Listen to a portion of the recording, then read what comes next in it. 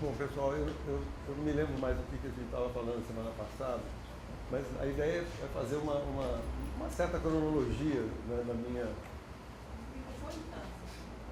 O meu tá, ele vai pegar com a tela.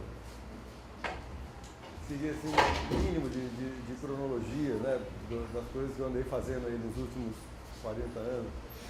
E aí a gente falou, né, dos meus primeiros livros e tal. E depois, ao longo, assim, a gente ainda tem mais 8 encontros, né? Esse aqui é o quarto, né? A gente tem mais 8 encontros, então vai dar tempo de falar bastante sobre as outras coisas que eu fiz, né? Regularmente, como crônicas, jornal e revista. Aí eu fiz um livrinho de crônicas, uma coletânea de crônicas de uma temporada, assim, de cronista. Os roteiros que eu fiz para a TV, de colaborador, basicamente do Mário Prata, que era o autor, mas eu tenho uma boa quilometragem aí de roteiro de televisão.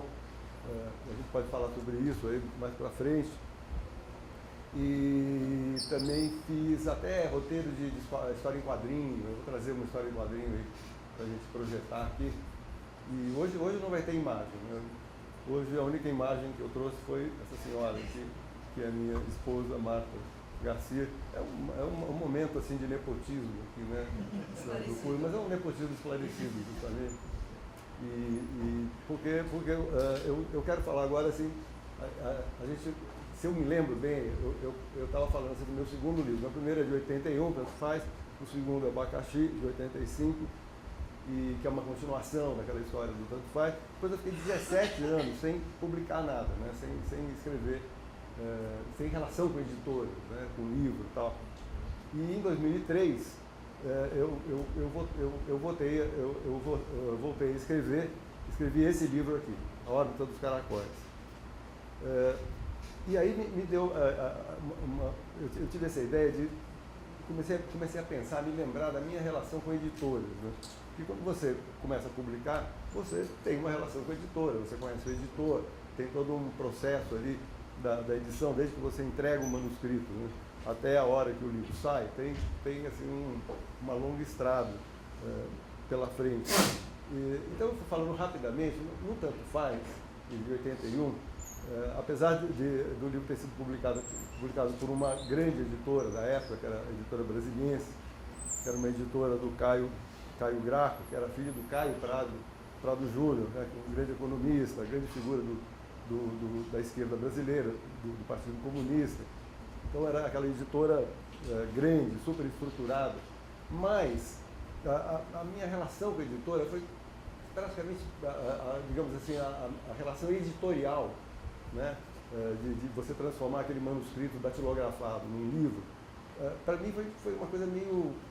Eu me lembro de ter tido uma ou duas conversas só com o editor, onde ele deve ter dado uma ou duas... O editor na época era o Luiz Schwartz, né, que era um jovem editor, que estava recém-saído de uma escola de administração, que era a GV, que eu também tinha feito esse curso, né, de administração de empresa. E ele não era um cara particularmente ligado à cultura, gozado. O Luiz Schwartz era um cara mais de administração mesmo, né, de negócio, de ver a editora como um negócio, e ver como estruturar uma editora. Mas ele também, evidentemente, era um cara muito inteligente. Logo, alguns anos depois, quer dizer, uns 7, 8 anos depois, ele fundou sua própria editora, que era a Companhia das Letras. E nesse momento ele já era um cara que estava bastante familiarizado, né, com a literatura. Mas é gozado, porque ele tinha assim depois a Marta vai falar muito dele, porque ela trabalhou 25 anos na Companhia das Letras. Ela, praticamente, desde que abriu a Companhia das Letras, a Marta foi trabalhar, então por isso eu acho que o depoimento dela aqui vai ser bastante interessante.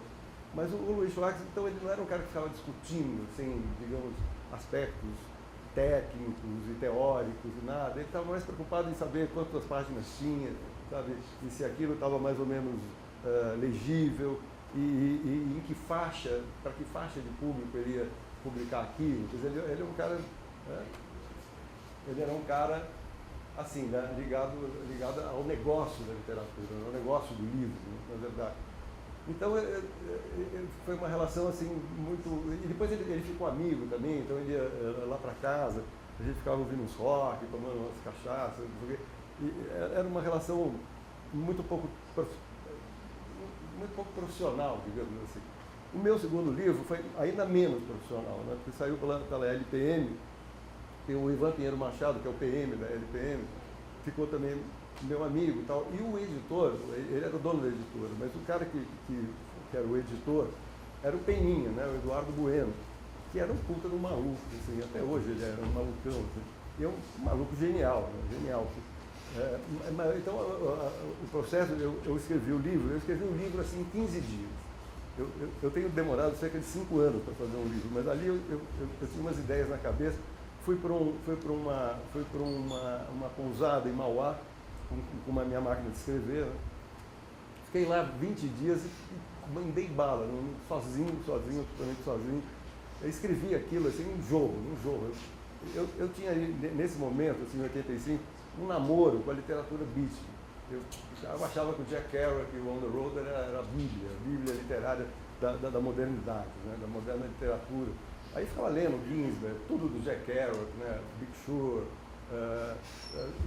Eu lia esses caras sem parar, traduzir, né? Traduziu o Junk do Burroughs, que é também um escritor beat canônico, né? Nessa coisa da escrita beat. Então eu queria mesmo, era isso, era sentar a bunda ali com algum tipo de álcool, cigarrinho de artista e tal, e 20 dias eu mandei bala ali no papel, dei uma copidescada e joguei na mão do Peninha. E o Peninha também, a gente se encontrava, eram encontros basicamente, digamos, eram encontros etílicos etc. E a gente fazia tudo, menos discutir literatura. Era mais assim, achei isso do caralho, não sei o quê. Aliás, o Jack Kerouac, não sei o quê, a gente começava falando do livro e 3 minutos depois estava falando de outras coisas. Então não tive exatamente um processo, não passei por um processo de edição em que o editor acompanha você e lê com atenção, né, faz uma leitura cerrada do texto e te dá palpites, e, enfim, te leva também a ter uma visão externa do que você escreveu. Porque você fica muito tempo ali envolvido no seu texto, você ou tende narcisicamente a achar que está tudo maravilhoso, ou você fica achando, às vezes, assim, que está tudo uma merda, então, mas é o que temos e foda-se. Então, você não tem realmente uma visão ponderada, né, do que merece ser mexido, do que merece ser tirado, do que poderia estar faltando, o que não está muito coerente, né? Que só uma visão de fora, uma visão de fora e bem informada, né, de alguém que trabalha nessa área editorial. Então, no Tanto Faz, no Abacaxi, eu não tive isso.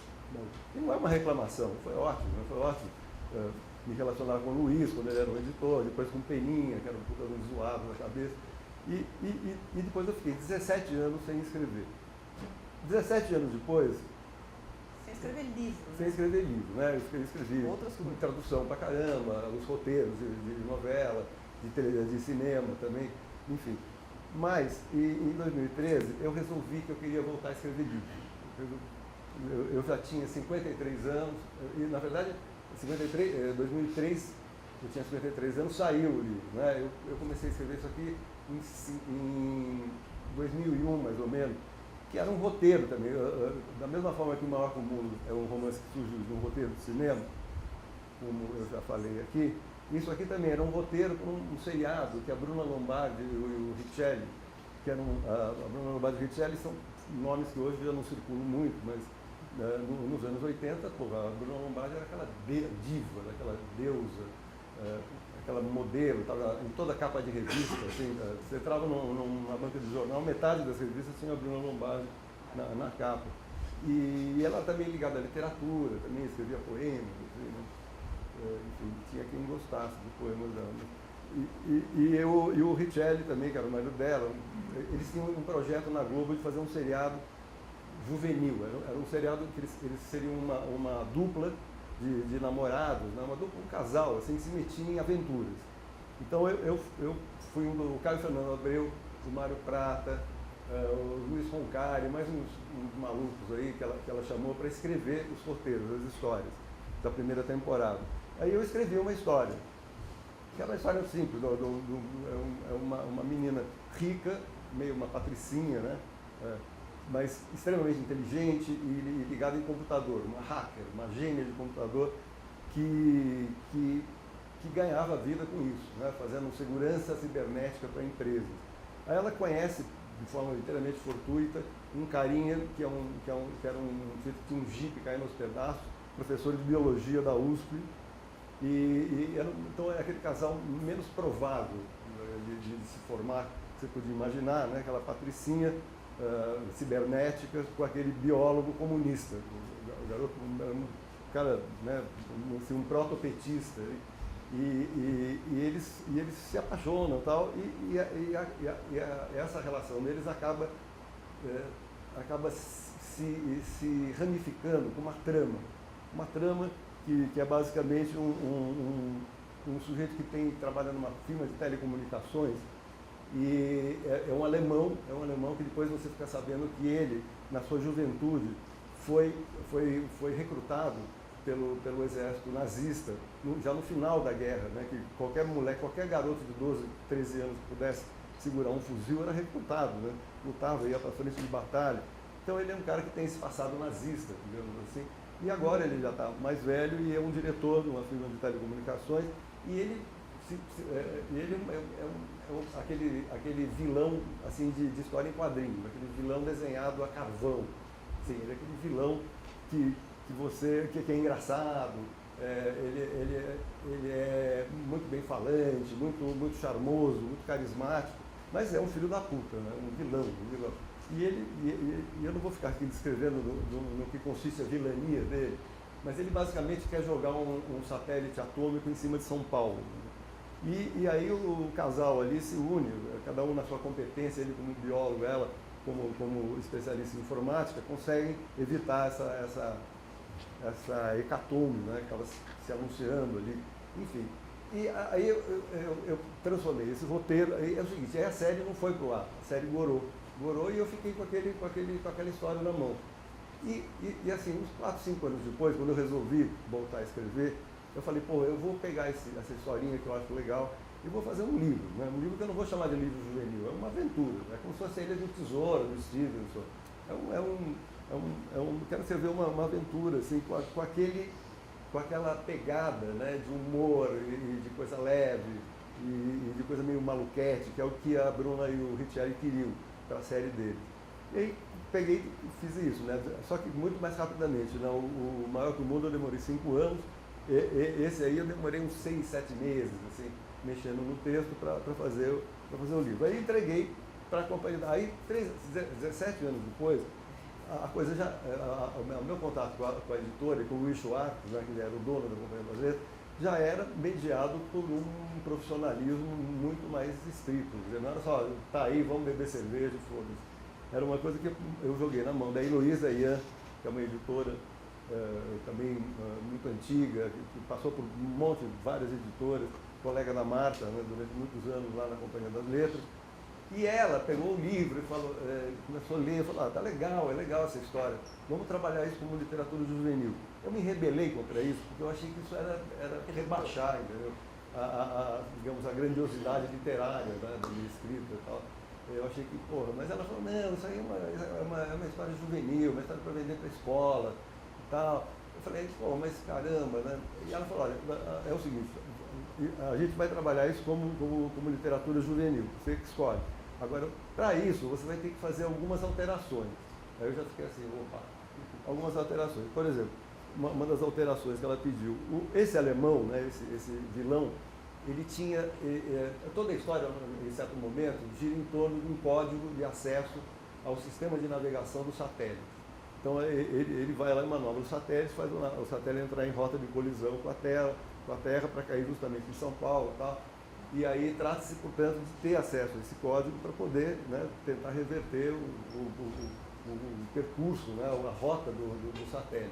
Só que ele tem a brilhante ideia, né, na primeira versão, de tatuar esse código no pênis dele. E de tal forma, só que quando o pênis estava ereto, aqui dava para ler o código. Né? E aí você precisaria de alguém que tivesse suficiente intimidade, né, com o vilão, para poder fazer o vilão, né, se citar e poder ler o código. Isso trazia uma série de problemas, né? De narrativa, aquela coisa que romance de aventura gosta de problemas, obstáculos, né? E tal. E a Heloísa falou, olha, não que essa ideia aí do código tatuado no pênis não seja genial, claro que é genial e tal, mas você tem que tirar isso. Você tem que tirar para poder editar, porque nós não vamos editar um livro que tem um código de satélite tatuado no pinto, no pirão. Mas não vamos editar, é que as escolas não vão... as escolas não vão comprar, então não interessa pra gente. Então você tira... Aí depois eu, né, de esboçar alguma rebeldia, assim, tal, autoral, né, eu resolvi tirar. Então, aí foi a primeira experiência de ter, assim, um close reading, assim, né, uma leitura muito atenta e muito ligada também ao destino mercadológico, ao destino comercial daquilo que você está escrevendo, né? Uma pessoa que tem essa visada mesmo, daquilo que vai funcionar, que não vai funcionar. E aí isso foi um processo árduo, né? Porque eu dei uma mexida a partir dessa conversa com a Elo, e tirei lá, né, infelizmente, o código do pênis do cara, botei em outro lugar, no código, um lugar menos, assim, digamos, menos polêmico.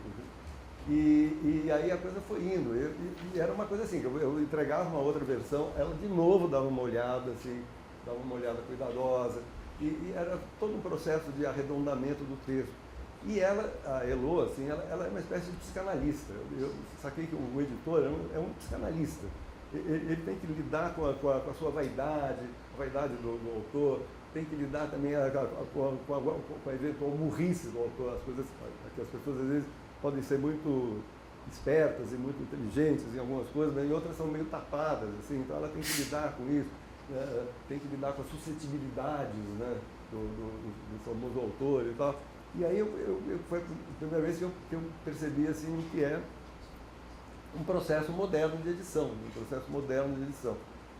que tem esse vínculo com a empresa, né, com a editora como uma empresa que está voltada para um público, precisa vender, né, para se viabilizar como empresa e tudo mais. Então, essa foi uma experiência. Eu tive outras experiências com o editor, que ao longo aqui da conversa, se eu for lembrando, a gente vai conversando. Mas eu queria passar a bola para a Marta, porque ela vai dizer assim, ninguém sabe direito o que se passa entre o manuscrito e o livro na livraria, né? É todo um percurso aí que tem uma série de características assim, profissionais, características meio também, digamos assim, de afinidades eletivas entre o editor e o escritor. Por exemplo, eu me lembro de uma resenha da Kakutani, sabe, a crítica do New York Review of Books, como é que ela chama? Michiko Kakutani, que é uma daquelas críticas mais literárias temidas, assim, talvez até mais temidas que o Alcir na Folha de São Paulo, assim, ou tanto quanto, assim, de um extremo rigor. E eu me lembro quando saiu a Pastoral Americana do Philip Roth, ela desceu o pau no livro, porque ela dizia assim, isso ele não sei se vocês leram a Pastoral Americana do Roth, se alguém leu, que é um livro lindo, excelente, mas ele passa assim 20, 30 páginas. O personagem ele é filho, ele é um judeu de Newark, que ligado a confecções, né? O pai dele, né, já era um cara ligado a confecções e cria assim, eles criam assim, uma fábrica de luvas. E para você fazer luvas é toda uma técnica, uma artesania assim complicada para fazer a luva perfeita. E ele fica às vezes 30 páginas, 25 páginas falando sobre a luva, falando como é que costura, como é que não costura, como é que trata a pelica, como é que não sei o quê, blá, blá. E a Michiko Kakutani dizia, pô, isso aí é um pé no saco, né? É chato, por que você obrigar o leitor a ler isso, sabe? Você lê aquilo e passa, mas se alguém vai reter detalhes sobre fabricação de luvas finas, né? Quer dizer, e aí ela diz o seguinte, esse problema não é nem do Roth, o problema é do editor dele, que não abriu o olho para ele, porque o cara já está tão famoso que nenhum editor tem coragem de meter a mão. Nenhum editor tem coragem de falar, bicho, ó, não precisa 30 páginas explicando qual é o processo de fabricação de luva. Sabe? Faz isso em 3 páginas, meia página até. Quer dizer, nenhum editor tem essa coragem. Então, eu queria iniciar com a Marta perguntando como você lida com esse tipo de questão. Vem alguma coisa na sua mão que você vê que podia ser aparada, depurada, jogada pela janela, mas de repente o cara é um figurão como é que é? Se o cara não é um figurão, você tem mais voz, você tem mais segurança. Nossa, falar, você aqui, me pegou rapaz. de cara. Assim. Então vamos começar por aí. Se é um figurão, você tem que ir com muito cuidado, porque você está lidando com essa coisa da vaidade, às vezes, né? Mas você tem que... é sempre um trabalho muito delicado. Tem a ver com uma coisa psicanalítica. Em geral, você, começando mais para trás, você cria uma relação de proximidade com o autor, isso é fundamental. Você começa a entender a cabeça dele. Então, o legal é você editar, você ser sempre o editor do mesmo autor.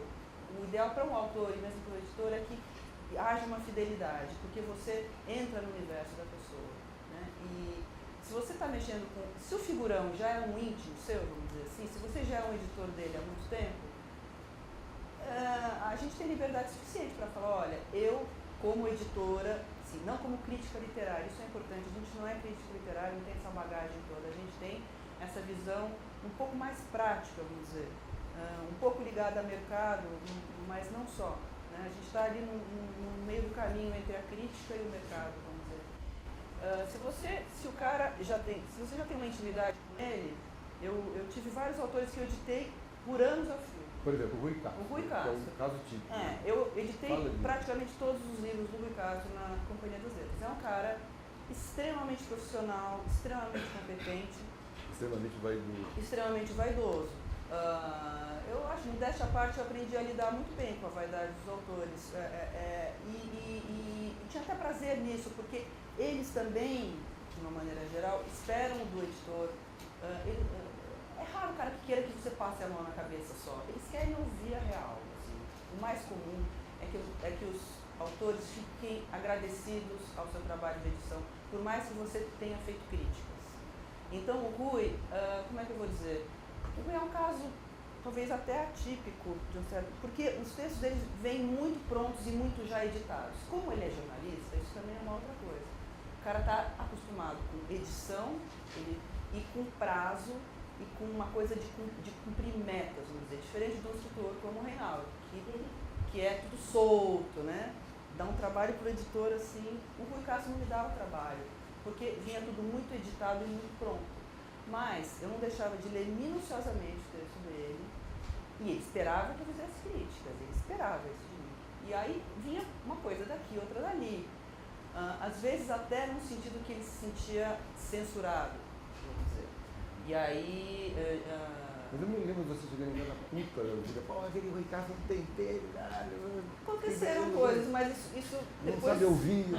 Ele, aconteceu. Teve um caso que ficou uma passagem... Nossa, era uma coisa que tinha a ver com o Gerald Thomas, que eu já nem lembro, que o Gerald Thomas se sentiu ofendido por uma coisa... Daí ele falou que a avó... Gerald Thomas era... Tinha sido amante de um oficial nazista. Aí o Gerald Thomas ficou possesso, aí queria processar a editora, tira ou não tira? Tira o trecho, não tira o trecho, tinha uma coisa assim. E o Rui, obviamente, eu entendo totalmente ele, a gente não pode tirar. O autor tem que ter liberdade total. É a briga do Rui Castro quando ele faz biografias, né? Assim, não tem que pedir autorização de nada, não tem que ser biografia autorizada, né? Inclusive isso tem uma grande discussão aí jurídica, né? O Rui tem razão, mas tinha uma coisa, e aí tinha uma discussão interna da editora. O próprio Luiz Schwartz, a diretoria de uma maneira geral, às vezes essas questões chegavam, né? Até, sabe, vamos tirar uma coisa que ofende alguém ou não vamos? Isso é uma questão que se coloca sempre, e é delicado mesmo. Mas fora essas questões de ofensa, tal, a coisa de texto mesmo, que é o mais comum, né? O mais usual, a gente tinha muita liberdade e, em geral, os autores gostam, né, que a gente interfira. O Rui Castro eu sempre interferi pouco. Ele é um exemplo, vamos dizer, de autor, num certo sentido, fácil para mim, ainda que ele fosse muito vaidoso. Agora, autores mais jovens, mais estreantes, aí sim, muitas vezes havia assim, entrega uma primeira versão, olha, deixa eu te dizer, eu mexeria nisso aqui, tem problema de consistência aqui e ali, tem um enredo, tarará, mas é uma coisa assim, não é uma imposição. É sempre uma Não é negociação. imposição, mas se o negócio continuar ruim, você não vai editar, né? Era sempre muito negociado. Você, Você como todo editor, já teve casos de autores que não passaram, né? Já teve. Pela peneira. Já. Não, muitas vezes. E ficaram putos, assim, né? eu não sei quantos ficaram putos, né? Não falaram isso na minha frente, mas de uma maneira geral existe muito diálogo. E assim, o comum é faz uma versão, faz outra versão, reapresenta o livro. Isso as pessoas muitas vezes não têm ideia, né? Quem não trabalha com isso, não tem ideia do quanto um livro pode ser trabalhado dentro da editora, né? É raro um livro que chegue pronto, é muito raro. Então, vou dar exemplos de livros em que eu dei mais palpite. Eu editava os livros de Tony Bellotto, por exemplo, que é um escritor mais pop, livros, né, policiais, a maioria policiais, mas não só. Eu dava muito palpite e ele esperava isso de mim. Então, depende muito também de como o autor gosta de trabalhar. Alguns gostam de fazer tudo, entregar o que eles consideram um trabalho pronto. E aí eles vão ouvir o editor. Alguns gostam do palpite no meio do trabalho. Falam, olha, eu estou aqui, mas eu me batuquei aqui, estou com uma trava, não consigo ir adiante. O que você acha? Vou por aqui, vou por ali. Isso acontece muito. E isso é o mais legal do trabalho de editor, é isso. Né? Aí você com autora, né? Varia muito. O Tony Bellotto, por exemplo, cheguei a recusar o livro dele, mas eu tinha total liberdade com ele porque ele ouvia isso de mim, a gente se conhecia suficientemente bem para falar, olha, foi muito difícil fazer isso. Teve um livro que eu falei, não tá legal, não tá funcionando. Tipo, engaveta, faz outra coisa, vai pensar um pouco. Aí, assim, ele é o cara mais gente fina do mundo, né? Claro que ele ficou chateado, né? Ele deu uma sumida por um tempo, eu falei, os caras ficam mal comigo. Depois de 1 ano, 2, ele reapresentou. Ele falou, tá aqui, ó. Eu falei, nossa, que bom, achei que você estava chateado comigo. Não, só fiquei só pensando, matutando no que você falou. E aí entregou um livro que eu achei que ficou muito melhor. Assim, tipo, muda o narrador. Esse narrador não está funcionando. Chega a esse ponto. Não é o mais comum, mas chega a esse ponto. Sei lá, o livro do Rodrigo Lacerda também, esse último que saiu sobre o avô dele, né, que eu acabei não editando no final, mas ele entregou uma primeira versão que eu tive que ter, é um cara que eu conheço bem, que eu respeito pra caramba, todo escritor, eu achei que estava, ele era uma espécie de um romance histórico e a parte histórica era uma pesquisa muito, estava meio enfiada ali a machadada, não estava orgânico, como se diz, né? Estava aquela pesquisa histórica pesadona, aí voltava para a narrativa. Eu falei, isso aqui não está conversando. Aí ele super me ouviu, mas aí eu saí da Companhia das Letras. E aí quem editou o livro no final foi outro editor, foi o Flávio Moura. Então não acompanhei, mas o editor faz muito isso. O Reinaldo é um ótimo exemplo do trabalho que pode dar para um editor. Eu não queria ser editora do Reinaldo. Ainda bem que não podia, porque, né, sendo mulher dele, não possível. Aí era nepotismo mesmo. Mas a Heloísa Ian, foi incrível, porque o Reinaldo é um cara que ele não acaba os livros nunca. Ele é o pesadelo do editor, por um lado, só que ele é um fofo, um querido e tal, e ele conquista na base da sedução. Mas quantas são as etapas? Você leva o livro mas assim, o problema do Reinaldo, deixa eu dizer, é o pesadelo por quê? Porque é o cara que não acaba. Não, é assim, ó, ele tem mas depois quando sai, fica, né, é incrível. Mas é assim, entrega, essa é a versão final. Que bom, vamos trabalhar. Aí eu posso até falar do processo todo. Aí quando o cara fala, tá, fechamos, conversou com o editor, fechou, amarrou tudo, ótimo, vamos em frente. Aí começa o trabalho de produção, não, eu pensei melhor, aquela versão não vale mais. Substitui a versão, aí substitui, aí o editor fica louco. Porque uma versão não vale, a outra não vale. Não, corrige só uma palavrinha, não, corrige só ali. E se o processo já foi desencadeado, é um pesadelo. Mas sabe, só uma coisa que acontece, que quando você entrega, você entra, passa pela porta da editora lá do seu manuscrito, joga na mão do cara, vai ter um tempo para o cara ler, né? Pode ser um mês, pode ser 2, pode ser 3, 4 meses. Só que durante esse tempo eu fico lá. Ele também está relendo. Eu estou relendo e mexendo. Aí quando o editor fala, bom, vem cá, vamos conversar e tal, já é outro texto, já é outro. Esse é o problema. Né? Então, aí o editor já está com uma versão caduca. É porque quando você entra no processo editorial, para mim, pelo menos, vem uma descarga de adrenalina. Você fica pensando, puta merda, agora com a cabeça, porra, vai sair, cacete, e o cara lá tá lendo de lá, eu tô lendo daqui, já mudei. Aí quando ele vai dar assim, um imprimátur, assim, já não é mais. Então é realmente, como é que você lida? Depende, ou você casa com o autor, como você fez comigo, assim, tem uma coisa de ansiedade. Em geral, tem muito autor que é quase o contrário. Bota o ponto final e fala, ufa, sabe, agora vai. Às vezes nem relê. O Reinaldo, ele tem aparentemente essa coisa tudo muito coloquial, né? A escrita, a coisa do deboche, mas isso tudo é falso. Ele trabalha obsessivamente cada frase, para sair aquele super coloquial, cheio de palavrão. É um trabalho obsessivo, doido, que acaba valendo super a pena, mas... E aí, isso por um lado é muito bom, mas o editor tem muito trabalho. Porque chega a primeira prova, ele ainda está mexendo no livro. Chega a segunda prova, ele está mexendo no livro. Então, não sei se vocês são familiarizados, eu até tenho curiosidade de saber se alguém conhece um pouco o processo. Conta isso. Como é que se dá dentro de uma editora. Se vocês imaginam que o cara entrega e sai do outro lado na máquina, e bota na impressora e sai. Se vocês conhecem, alguém conhece um pouco do processo editorial. Enfim, falando de escritor brasileiro, tem o escritor estrangeiro, que é um pouco outra história. O mais divertido, ao mesmo tempo mais trabalhoso, é editar um escritor brasileiro. Porque você tem esse bate-bola, esse diálogo, né? Que é a coisa mais rica que tem. Vamos supor que ele se considere satisfeito com o que ele escreveu. Ele entrega, vai passar por uma primeira leitura do editor, para saber se o livro vai ser aceito ou não no editor. Então, vamos supor que eu tenha gostado com ressalvas, eu vou levar para uma reunião editorial. Semanalmente, na Companhia das Letras, havia uma reunião editorial em que cada editor falava dos livros que havia lido, que havia recebido, e fazia um breve parecer. Esse acho que vale a pena por isso, por aquilo, tem alguns problemas, podem ser resolvidos. Então, vamos supor que nessa reunião ficasse decidido, vamos fazer o livro do Reinaldo. Uma vez tendo acontecido isso, essa pré-aprovação, aí vai para a leitura minuciosa do editor, que é isso, que é o que a Heloísa fazia, eu fazia.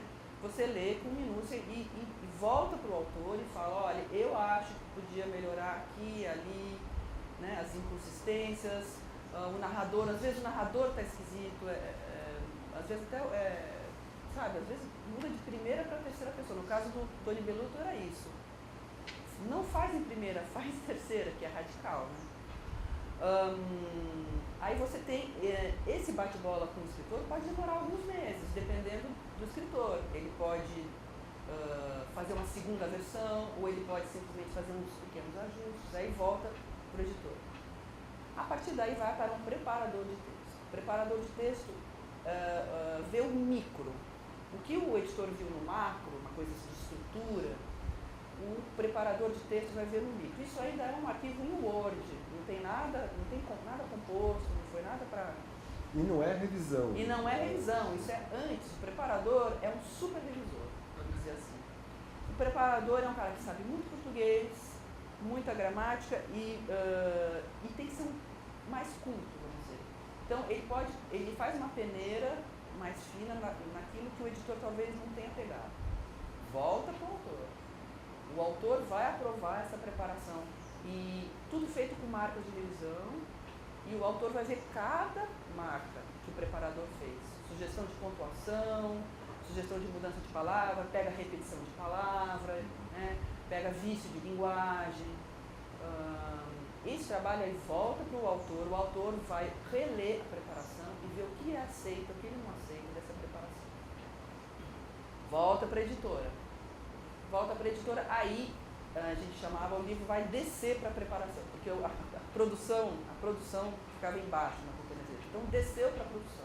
Aí começa o processo. Aí o autor, o ideal é que ele sossegue um pouco e pare de mexer nele. Aí, indo para a produção, ele vai ser diagramado, né? Ou seja, tem um designer ali que vai montar o livro. Depois ele vai para a composição. Se vê que a composição agora é uma coisa que já está ficando ultrapassada com um processo mais digital, né? O que é a composição? A composição é quando vira livro mesmo, quando deixa de ser um arquivo de Word. Um boneco. É, tipo isso, um boneco. Aí vira prova. Isso aí gera uma primeira prova. A primeira prova vai para o revisor de provas, diferente do preparador. No processo de composição acontecem erros. Às vezes, erros assim, pula uma linha, entra um espaço que não devia entrar, coisas ligadas à parte visual mesmo da página. Tem o que eles chamam de viúva, ou seja, uma linha sobrando sozinha numa página. Isso não pode, isso tem que, na prova você tem que olhar todas essas correções. Revisor de primeira prova. Volta para o editor olha a primeira prova e avalia o trabalho do revisor de primeira prova. Volta para a produção. A produção gera uma segunda prova. Segunda prova é o momento final para se colocar qualquer tipo de modificação. Aí você fala para o autor, entrou em segunda prova, última chance de mexer nas últimas coisas e de preferência, pelo amor de Deus, não muda um parágrafo inteiro, porque isso mexe na composição inteira, mexe na página, muda a paginação e perdemos o prazo, né? E na Companhia das Letras, uma editora grande, né, que virou uma editora industrial mesmo, é uma coisa de programação, isso é errada. Está programado para sair em meio de setembro, tem que sair no meio de setembro. Se emperra na segunda prova, atrasa tudo. E aí o que tem? Tem todo um processo posterior que já está programado também, né? Nas grandes editoras. Saiu da segunda prova, aí vai para a gráfica, né? Ele vai rodar na gráfica, leva uns 20 dias na gráfica. Tem o trabalho da capa, né? Você chama um designer para discutir a capa. As capas são amplamente discutidas em reuniões. Mas aí o autor já em geral não participa. O autor, ele pode dar uns palpites, mas a palavra final é do editor. Né? Você contrata um designer, ele faz opções de capas, né, e aí a gente aprova lá dentro uma capa. Isso se o livro não tem imagens. Se o livro tem imagens, é o dobro do trabalho. Livro com imagem é muito trabalhoso. Você tem que fazer todas as reproduções, alta resolução, qualidade, tem que pedir as autorizações para as bibliotecas, para os colecionadores, eventualmente pagar direitos, né? Tem um trabalho burocrático pesado por trás de todo o processo editorial. Né? Aqui a gente está falando de romance. Romance é considerado fichinha. Né? Editar um livro de arte, um livro cheio de imagem, isso aí, ou um livro cheio de documentação histórica, você precisa de checagens, né? Você sabe bem. E transcrições de coisa antiga, com ortografia antiga, você precisa de um hiper preparador de texto. Bom, aí o livro ficando pronto, tem todo o pós, que é importantíssimo. Né? Alguns dizem que aí começa o trabalho, que é como vender esse livro. Então você tem o trabalho de divulgação, você precisa de um assessor de imprensa, você precisa atualmente de redes sociais, né? Virou imprescindível de uns anos para cá. Você não pode ter uma editora sem redes sociais. O assessor de imprensa vai atrás de matérias, ele pega os principais veículos e tenta vender, né, o livro para conseguir resenha.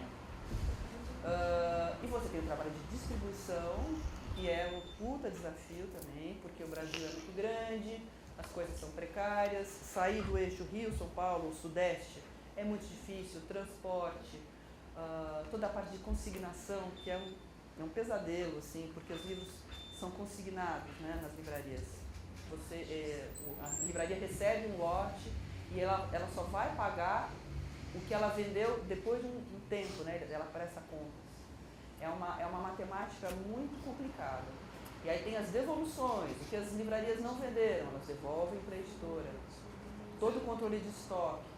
Então, essa parte, eu acho que é a parte chata. Agora, eu abri uma pequena editora, já saí da Companhia das Letras faz um tempo, e eu estou lidando com essa parte que é, assim, é uma loucura, a parte de comercialização, distribuição. a parte de burocracia mesmo, fiscal, toda muito chata. O filé mignon mesmo é o trabalho do editor. Dá um puta trabalho, mas é uma delícia. Você lida com pessoas, bom, em geral, muito inteligentes e interessantes, que são os escritores, às vezes um pouco difíceis, mas olha, foram raros os momentos de, sabe, de gente que fechou o tempo, que não quis ouvir. De uma maneira geral, os autores gostam de ter um trabalho comentado, né? É porque é um trabalho muito solitário mesmo. Então, às vezes, é a primeira pessoa, se o cara não mostrou para a mulher, para os amigos, às vezes é a primeira pessoa para quem ele está mostrando é o editor. Então, é uma relação de confiança e de intimidade enormes. E isso é o mais legal do trabalho de editor. Como chama, Marta, a sua nova editora? Chama-se Chão Editora. Mas é uma editora que publica poucos livros, bem pequenininha mesmo, uma equipe minúscula, a gente faz meio tudo. E eu não estou lidando com ficção, estou lidando com parte de história, memória, documentação, publicação de documentação mais antiga. Eu tenho um livro até que eu trouxe para o Alcir, mas depois vocês dão uma olhada. Agora, Marta, é o seguinte, eu acho que a gente já conversou em algum momento aqui, que muita gente aqui está aqui porque tem interesse não só na literatura como leitor, mas quer ser escritor também, tem alguma coisa na cabeça, ou já escreveu, ou está escrevendo. Então, nessas andanças pelo Brasil, toda hora sou convidado para essas flipinhas, né, que se disseminaram pelo país. Você vai num encontro de escritores aqui e ali, e fatalmente você chega num lugar, vem 3 ou 4 caras, né, em geral ou com manuscrito, né, ou alguma coisa que tem uma espécie de pré-edição. O cara mesmo fez uma ediçãozinha e vem paquerar você, né? Paquerar você para ver se você está assim, na Foz do Iguaçu, você está em Cuiabá, você está em Belém do Pará, você está nos lugares fora do eixo Rio-São Paulo. As pessoas se sentem inteiramente órfãs de editora, de atenção editorial, né? Então, a pessoa vê lá um escritor de São Paulo, vai lá achando que se der um livro para você, você vai levar o livro na sua editora, que é uma editora grande, então você vai ser editado. Só que aí os caras atribuem a você uma função que você não quer ter, né? E ficam putos se você não faz isso. Querem que você leia, né? Querem que você leia e, evidentemente, querem que você leia e ame irrestritamente aquilo que você recebeu. Então, como eu já desconfio que não vou gostar, né, já nem leio, mas é uma situação também meio angustiante, porque você fala, pô, né, eu estou aqui, sabe, em Borborema do Sul, aqui, e esse cara que escreveu esse livro aqui, ele não tem, realmente talvez seja a única chance desse cara chegar ao mercado editorial. Mas como é que faz, né? Como é que faz? Eu não quero ler, eu não tenho saco, não tenho tempo e não tenho talvez a generosidade de sair pelos Brasis lendo qualquer livro que me joga na mão para depois fazer uma campanha contra uma editora. Então, a pergunta é essa. Como é que o cara assim, vai fazer? Como um estreante, o cara pode estar aqui ou pode estar longe, né? Aqui, que estamos em Campinas, estamos, né? Aqui no centro das coisas. Mas como é que alguém que não conhece editor, não conhece escritor, não conhece nada, como é que a pessoa faz? Assim? Não é fácil. Não é fácil mesmo. Mas chegam toneladas de manuscritos. Chegam toneladas de manuscritos. Assim, na Companhia das Letras chegavam toneladas de manuscritos. A experiência é assim, a probabilidade de ter uma coisa que vale a pena é mínima, mas ela existe, sempre existirá, pode ter uma pérola ali. Muitas vezes as pessoas escrevem, mandam para a editora, às vezes sem conhecer a editora, às vezes mandam, sei lá, um livro de... Agora a Companhia das Letras até faz autoajuda ou esse tipo de coisa assim, mais comercial, antes não fazia. As pessoas mandavam meio qualquer coisa, né? E era fácil recusar, quando não tinha nada a ver com a linha editorial. Mas quando vinha um romance, né? Livro de contos, de crônicas, em princípio, temos que avaliar. Então, era o seguinte, passamos a ter um pequeno departamento, né, porque a editora cresceu muito, pequeno departamento que fazia uma pré-seleção de tudo que chegava. A ideia era assim, não vamos descartar nada sem pelo menos abrir e dar uma olhada. Então, tinha esse pequeno departamento, eram 2 pessoas, na verdade, que faziam uma leitura muito superficial. às vezes descartava logo, porque assim, um livro sobre as borboletas azuis, não sei do que, não tinha nada a ver. Já. Quando essa pessoa, que em geral é um estudante de letras, assim, fala assim, isso aqui, interessante, pode ser que tenha a ver. Aí passava para um editor, e esse editor ia ler, né, de fato. Então isso a gente tinha muita tarefa de casa, que é, você está editando os livros ali, industrialmente, trabalhando muito, né, muito intensamente. E você leva para casa esses originais, você não tem tempo de ler na editora, você vai levar para casa e você vai dar uma olhada. Na minha experiência com a Companhia das Letras, foram pouquíssimos casos que chegaram assim, do correio, pouquíssimos, não consigo nem me lembrar quantos, mas muito poucos. Mas, assim, tinha uma coisa séria lá, todo mundo recebia resposta, nem que fosse não, ou vamos demorar, a resposta padrão assim, vamos demorar 4 meses para avaliar, que era a média mesmo.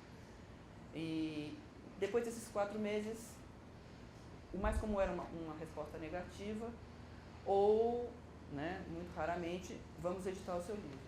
Mas uma coisa que a Companhia das Letras não fazia, que eu acho bacana, é assim, não deixar a pessoa sem resposta. Porque é uma ansiedade, a gente sabe o que significa para qualquer um escrever um livro. Por pior que seja, significa muito para a pessoa. Precisa de uma resposta, né? Precisa dizer um não que seja. Tem muita editora que simplesmente não dá resposta, cai numa vala comum, não dá resposta, isso eu acho feio, acho chato. Então, é muito difícil. Então, essa é uma das portas. Essa é uma das portas. Você simplesmente ir no correio. Ir no correio e botar lá. É uma das portas. Mas todas as editoras são assim? Digo, tem um setor de triagem que vai necessariamente avaliar? As editoras sérias, eu diria que sim. É o que toda editora precisa ter. Agora, isso aí é um custo, né? As editoras pequenas não tem muito como ter um departamento, assim. O mais comum nas editoras muito pequenas é o editor de cara, fala assim, olha, desculpa, não tenho como avaliar, não cabe na nossa programação, né? Ou, às vezes, vem projetos interessantes e você vai lá e avalia, né? E concurso literário? As editoras ficam de olho, assim, quem vai ganhar o prêmio Nestlé, por exemplo. Nem existe mais prêmio Nestlé há muito tempo, né?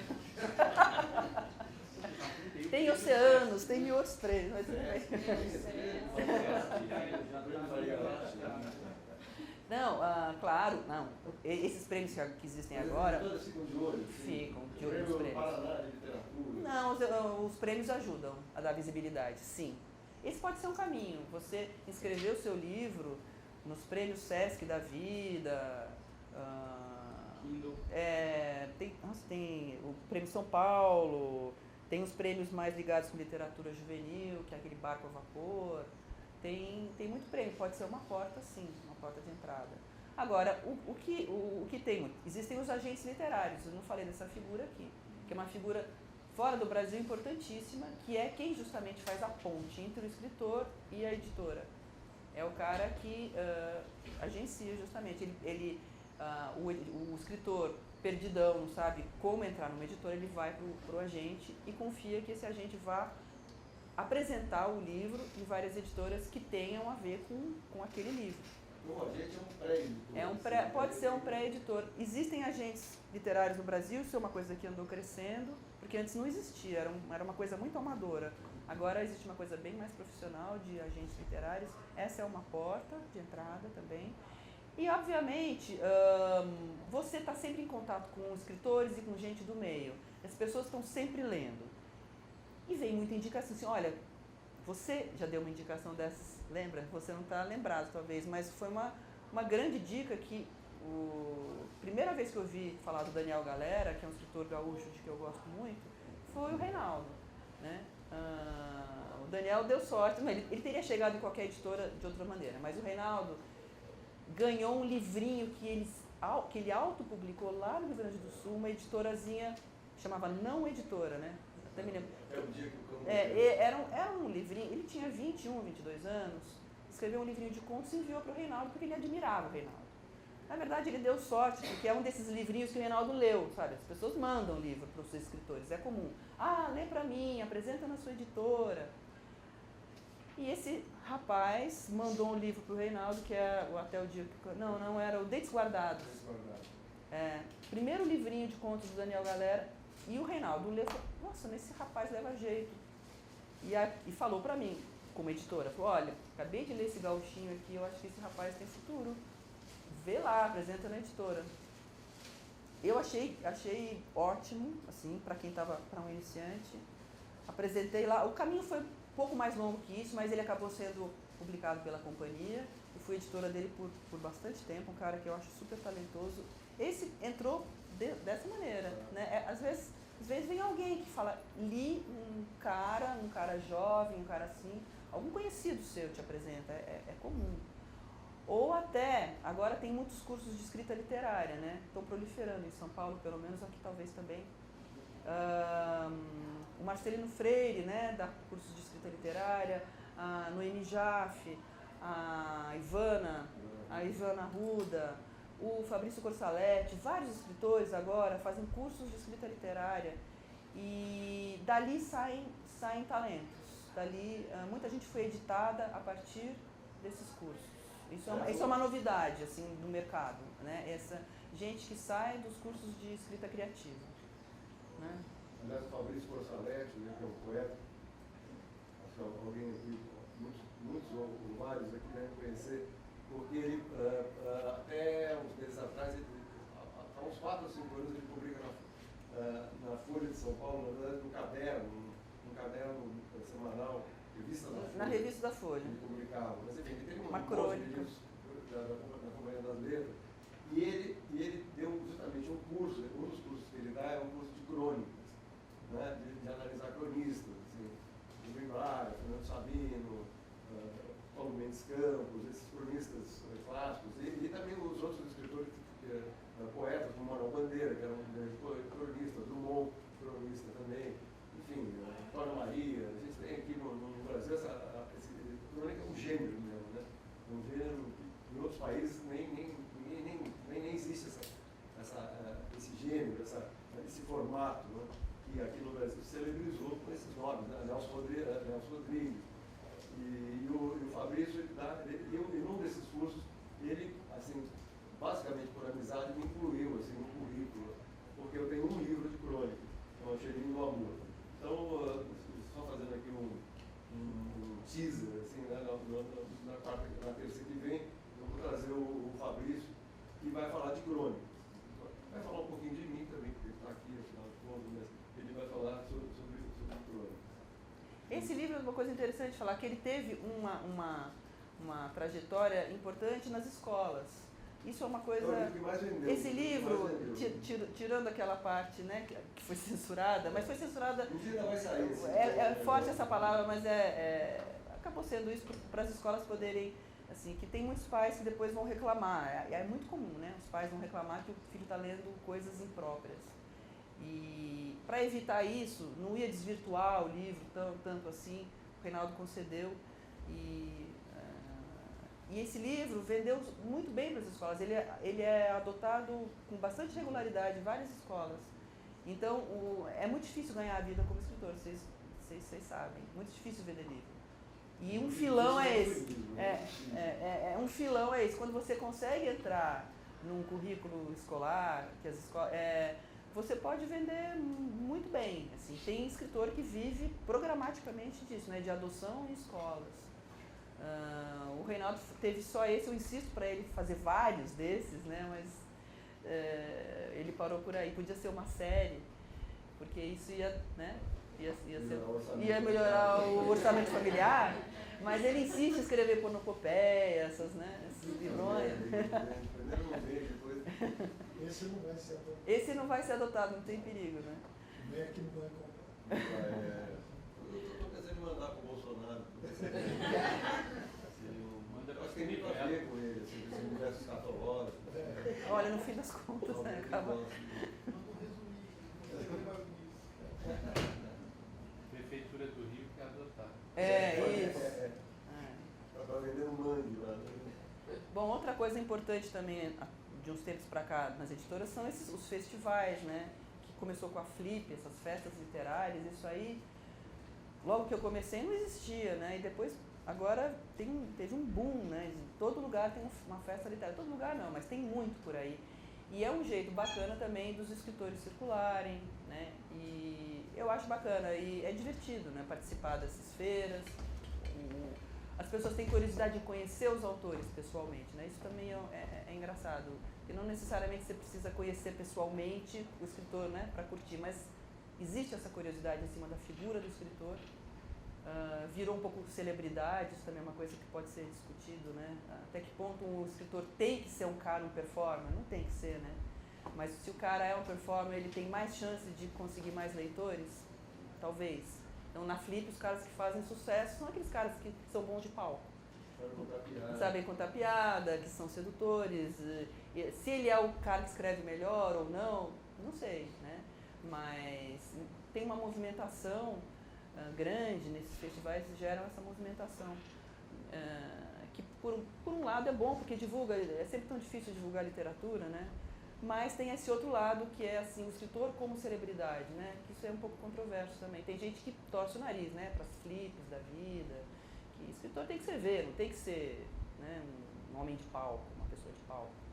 Mas isso é uma exigência que vem sendo cada vez maior em cima dos escritores. Você tem que falar sobre você tem que se mostrar, você tem que fazer book trailer, você tem que estar nas redes sociais. E tem ou não tem, né? Não tem, mas é fato que cada vez mais tem essa exigência em cima do escritor como, né, como performance. Assim. Uma pequena editora, assim, na sua experiência, consegue sobreviver num processo como esse? É difícil pra caramba. Cada vez mais agregador, veja-se a Companhia das Letras, que nasceu pequena e virou uma gigantona. Virou uma holding, né? Virou uma multinacional. Ele foi absorvido, né? É bem difícil. Como é que é? A gente está começando agora, né? Então, assim, tudo é esperança, otimismo, mas...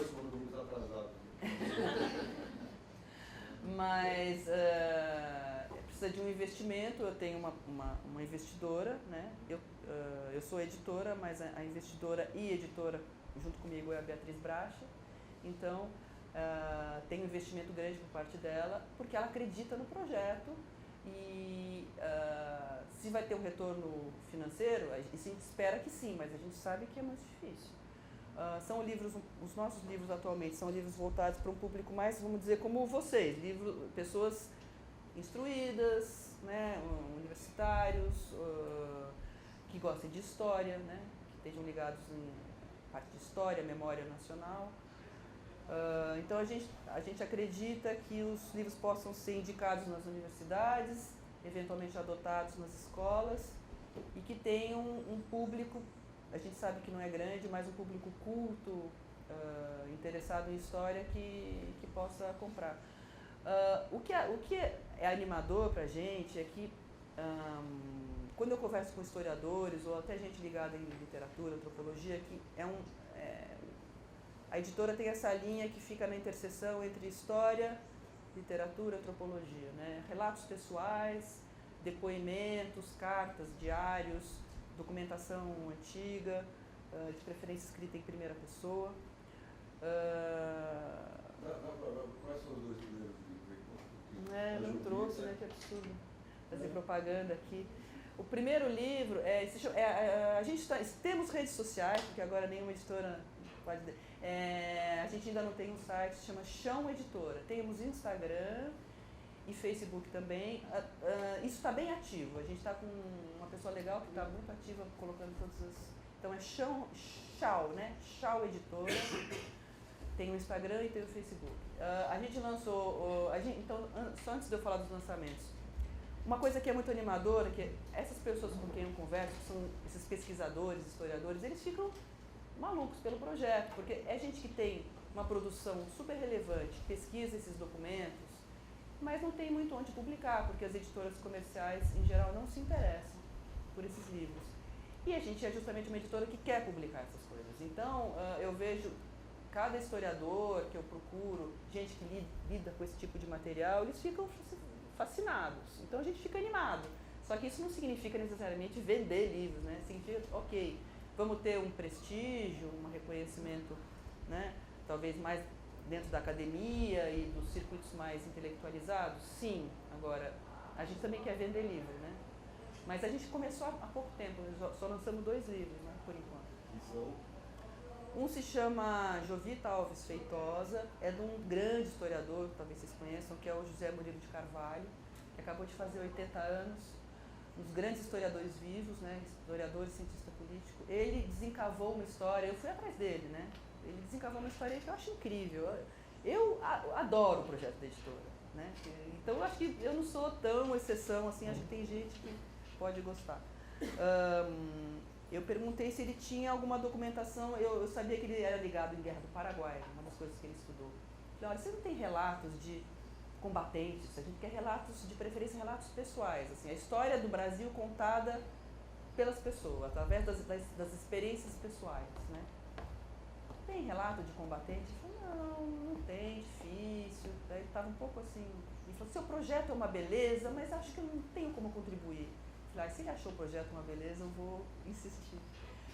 Aí ele falou, olha, tem um livrinho aqui que eu comprei no sebo, de 1800 e não sei quanto, eu já não me lembro, que fala da biografia, uma pequena biografia, escrita na época, sobre essa voluntária da Guerra do Paraguai, uma figura muito curiosa, uma garota de 17 anos que resolveu que queria lutar na Guerra do Paraguai. E ela era lá do interior do Piauí, e ela se veste de homem, com uma espécie de diadorim, e se voluntaria para lutar na guerra. E ela quer lutar, ela quer pegar em armas. E é uma história incrível. Dá uma, como diz o Zé Murilo, dá uma ópera, que acaba, tem um fim trágico. Ela, e a história toda verídica, ela é, no primeiro momento, aceita lá no Piauí como combatente, e aí ela vira propaganda de guerra, propaganda de Estado, né? Tipo, olha só, tem uma mocinha do Piauí que se voluntariou, ela foi desmascarada, descobriram que ela era mulher. No Rio, né? Não, ainda lá no Piauí, primeiro ela tenta como homem, ela é desmascarada, mas mesmo assim, o governador da época lá do Piauí aceita ela e acha que ela pode ser um instrumento de propaganda, né? Ela é aceita e aí começa uma coisa na imprensa, é uma glorificação dela na imprensa, que vejam essa mocinha do Piauí, ela veio de navio descendo, parando em todos os portos, sendo recebida como celebridade. Ela vai lutar na guerra, ela está indo pegar em armas. Ela queria matar paraguaios, de acordo com as palavras dela, depoimento dela. Porque os paraguaios tinham abusado das brasileiras no Mato Grosso. Então ela já era uma feminista, né, com 17 anos ali. Só que ela chega no Rio de Janeiro e o comando geral da guerra recusa ela. O governador do Piauí tinha aceitado, ela saiu na imprensa, ela fez assim, 40 dias de glória na imprensa, poemas em louvor, peças de teatro, Jovita Alves Feitosa, né, a Joana Dark do Brasil. Só que chega lá no Rio de Janeiro, ela não é aceita, por quê? Porque as mulheres não podiam lutar na guerra, elas podiam servir como enfermeiras. Mas não estava previsto em lei que uma mulher pegasse em armas, então ela é recusada. A partir daí vira uma tragédia, ela entra em depressão, volta para o Piauí, depois volta para o Rio de Janeiro, se prostitui, porque ela não tem, é uma moça muito simples, uma sertaneja, se apaixona por um inglês, o inglês vai embora e ela se mata, com um punhal no coração, como uma boa ópera. Então, Zé Murilo de Carvalho desencavou essa história incrível que fala de uma pessoa e fala da história do Brasil ao mesmo tempo. É essa a ideia da editora, que a história, episódios da vida, né, da história do Brasil sejam contados através das histórias de vida das pessoas. Então a gente publicou esse livrinho, a gente reeditou esse livrinho de 1800 e pouco, que é uma mini biografia da Jovita, com mais uma documentação de época, que são os recortes de jornal falando dela. Alguns prós, alguns contra, então já tinha assim, o tribunal da imprensa ali, né, julgando a moça. Então esse é o primeiro livro da editora. O segundo é um incrível, um diálogo barroco escrito por um ex-escravo no século XVIII, uma documentação que foi encontrada numa igreja do Rio de Janeiro. Esse cara era um ex-escravo letrado, né, obviamente, e ele foi eleito rei de uma congregação católica, né, de pretos no Rio de Janeiro. Então fala muito como funcionavam essas congregações católicas. Ele é um texto muito raro, porque ele faz uma defesa da própria eleição como regente. Então fala da situação dos escravos e dos ex-escravos no Rio de Janeiro, como eles se uniam nessas congregações, nessas irmandades, que era um jeito das pessoas não morrerem como párias, né, não terem um enterro digno. Então era uma associação de ajuda mútua. Então é um documento incrível, maravilhoso, e aí todo o livro tem um estudo no final de um historiador, que fala por que é importante, o que esse documento significa para a história do Brasil, né? Então, um é essa sertaneja do Piauí, que quer ir para a guerra, o outro é um ex-escravo que veio da Costa da Mina, que tentou fazer uma vida, levar uma vida de católico, né? Porque é um cara que se converteu ao catolicismo completamente. Então ele tentou se inserir na sociedade de alguma maneira, fazendo parte dessa congregação. E aí tem o estudo de uma historiadora carioca incrível também. Então, e tem muitos por vir. Agora tem um romance abolicionista que está sendo lançado também agora, o Fantina, que foi indicado também por um professor daqui da Unicamp, o Sidney Chalub. O romance abolicionista estava totalmente esquecido, de um cara chamado Duarte Badaró, que também ninguém conhece, mas é muito divertido em forma de folhetim, acontece um monte de peripécias. Tem muito mais coisa, a gente já está com a programação do ano que vem fechada. E vamos ver se a gente consegue vender. Não é fácil. A gente está com uma coisa de imprensa forte. Fala. Como que você chegou nesse nicho? Foi por feeling? Foi uma pesquisa de mercado? Nesse o quê? Como você chegou nesse nicho? Nesse nicho?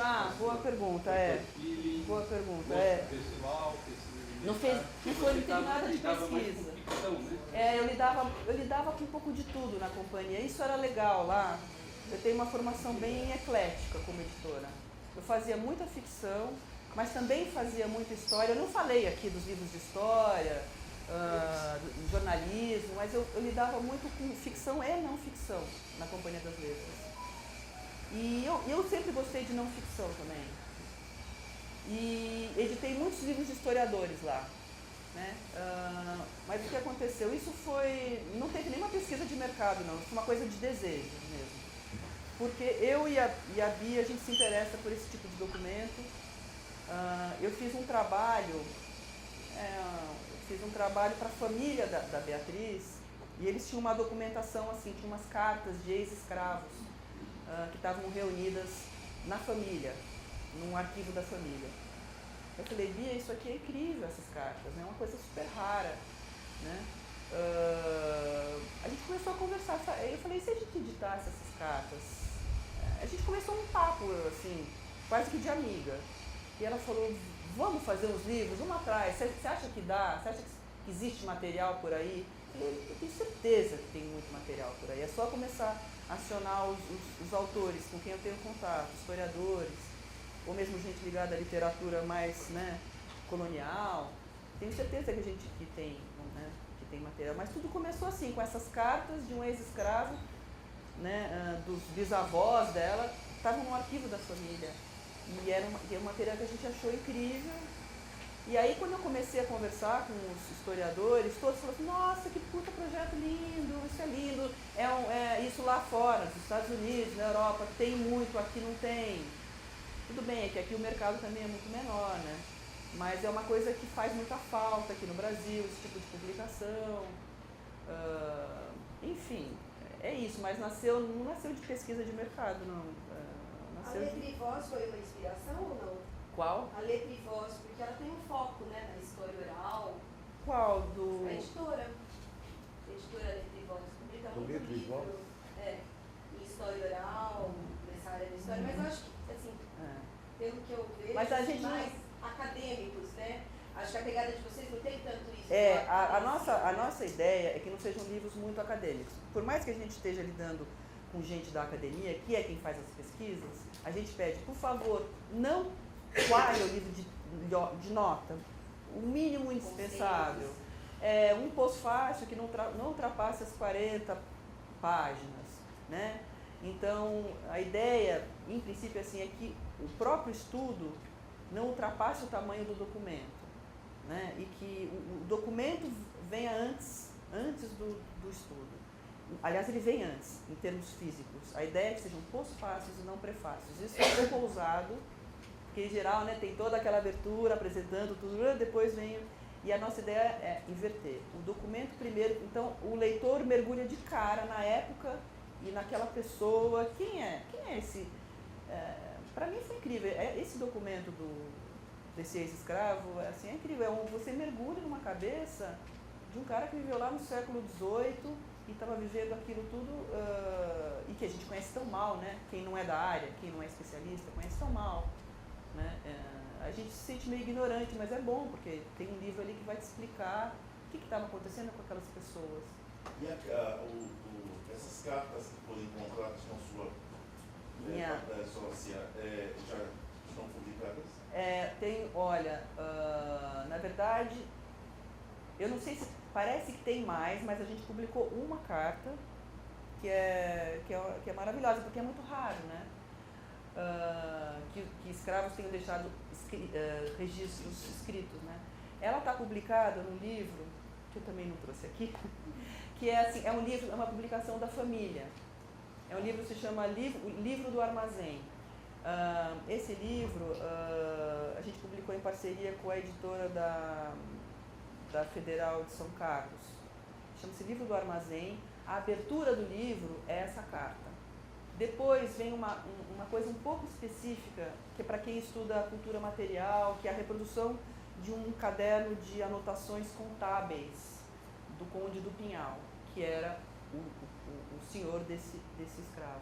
Agora, para mim, pessoalmente, e mesmo para a Bia, a carta era tão interessante, mais interessante até que as anotações contábeis, que a gente resolveu colocar na frente de tudo. Ela abre o livro, a gente fez uma reprodução facsimilar, ele fala é uma espécie de autobiografia, muito sucinta, do trabalho dele, da dedicação dele a esse senhor, né? É uma carta, assim, eu acho que ele já devia ser mais velho nessa ocasião, e ele relata como ele ajudou o Antônio Carlos de Arruda Botelho, que é o Conde do Pinhal, a abrir fazendas. O Conde do Pinhal é um cara poderosíssimo, né, no interior. E eu acho que ele chama-se Felício. O Felício foi, assim, o cara mais fiel a ele. É uma carta de fidelidade ao seu senhor, mas conta a história da vida dele. Fizemos isso, fizemos aquilo, abrimos tais fazendas, eu tomava conta dos armazéns tal e tal. É belíssimo. É muito bacana. De repente, numa outra ocasião, a gente pode trazer o livro, pelo menos para vocês verem. E isso, quando eu mostrei para historiadores ligados à história da escravidão, eu falei, nossa, isso é muito valioso, porque é muito raro. É muito raro. Eu mostrei para o João Reis, não sei se você conhece, historiador. Ele falou, nossa, isso é uma beleza. Se vocês tiverem outras coisas assim, a gente está atrás de coisas assim. De preferência de próprio punho, sabe? Ou depoimentos.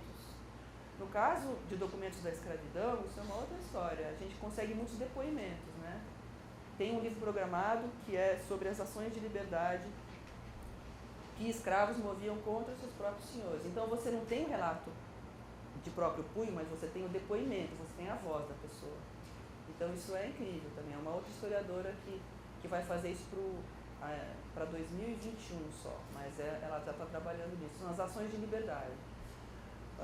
Muitas vezes de mães escravas e com seus filhos, situações muito dramáticas de separação de mães e filhos, de a mãe escravizada e o filho já liberto depois da lei do ventre livre. Como se lida com uma situação dessas? E havia a possibilidade de você mover uma ação contra o seu senhor, né?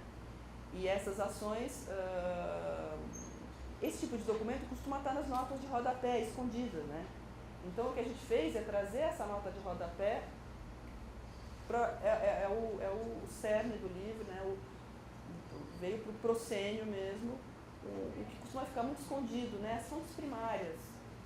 Né? Então, de preferência que fale das pessoas, né? De como as pessoas viviam. Quanto mais variada assim, a extração social, gênero, a gente também está interessado em relatos de imigrantes, né, diários de imigrantes. Né, o Brasil tem essa coisa, né, maciça de imigração. Então a gente tem um diário, por exemplo, lá, maravilhoso, mas é um trabalho tanto, diário de um imigrante japonês que escreveu de 1929 até o fim da vida, em 1980. Então, tem assim, caixas e caixas em japonês. Esse vai ser difícil. Porque você tem que traduzir, editar, mas assim, quem eram essas pessoas? Como elas viviam? Como é que ela chegou aqui? Quais eram as impressões dela ao chegar no Brasil? Esse tipo de registro. Marta, para a gente dar uma encerrada aqui, voltando. Acabei falando demais, né? Vocês perguntaram. É que como é uma ideia nova, eu estou entusiasmada, espero que vocês sigam nossas redes. Você não está sendo pago por isso. Mas assim, a gente esteve falando aqui sobre como uma pessoa que escreve, está se iniciando, pode vir a ser editada e tal. E eu fico pensando assim, como uma pessoa vira um editor, né? Como vira essa figura assim, que é tão central, né? Tão fundamental, porque é o primeiro grande filtro que um escritor encontra antes de ter seu livro numa estante, numa livraria. Eu me lembro, assim, como estava falando, assim, meu primeiro editor era o Luiz Schwartz, que era um cara que estava vindo de uma escola de negócios, da Fundação Getúlio Vargas. Era um cara que via aquilo lá como um negócio, foi trabalhar na editora Brasiliense como editor, aprendeu, seu contato de literatura estava muito permeado por essa questão comercial, mercadológica. Então, mas é um cara que depois veio a se tornar também escritor. Ele escreveu um livro infantil, um livro de memórias, ele não escrevendo alguma coisa. Mas era um cara que vinha de uma escola de negócio. Meu segundo editor, que era um cara que vinha do jornalismo, que era o Peninha, que era um tremendo porra louca, total, e também era um sujeito que, por exemplo, eu conheci o Peninha, e no Rio Grande do Sul fui lançar o Tanto Faz lá, né, que é o meu primeiro livro, em 82. Aí chegou um cara com uma câmera, assim, eu trabalho aqui na TVE, sou uma abelha, que era o cara que me entrevistava e gravava ao mesmo tempo, quero entrevistar você. Eu falei, tudo bem, só que eu vou fazer um xixi. Ele foi atrás de mim no banheiro. Assim. Aí ele me gravou fazendo xixi ali. Nem sei se aquilo foi pro ar, mas a gente ficou super amigo, eu urinando e ele ali com a câmera, assim, me fazendo perguntas, depois voltando. Quer dizer, não é exatamente um cara que teve algum treino específico para ser editor. Né? O Peninha? O Peninha. E depois, o Eduardo Bueno, vocês conhecem o Eduardo Bueno? Depois se tornou escritor de livros ele escreve livros de história. De livros de história. Ele conhece história pra caramba. Um grande divulgador, né? Ele tem sobretudo de história colonial. Canal no YouTube muito visto, que chama Não Vai Cair no Enem. É muito divertido, eu recomendo. Ele fala de história do Brasil de uma maneira... Ele conhece muito, mas ele, assim, são histórias... Até tem a ver com o meu projeto, mas ele faz muita piada, ele pega histórias pouco conhecidas ou um viés diferente sobre fatos da história do Brasil. Chama Não Vai Cair no Enem. Mas isso na época ele não era, né? Em 85, ele não estava assim, nem pensando em escrever esses livros. Era um cara que vinha do jornalismo, não tinha nenhum preparo.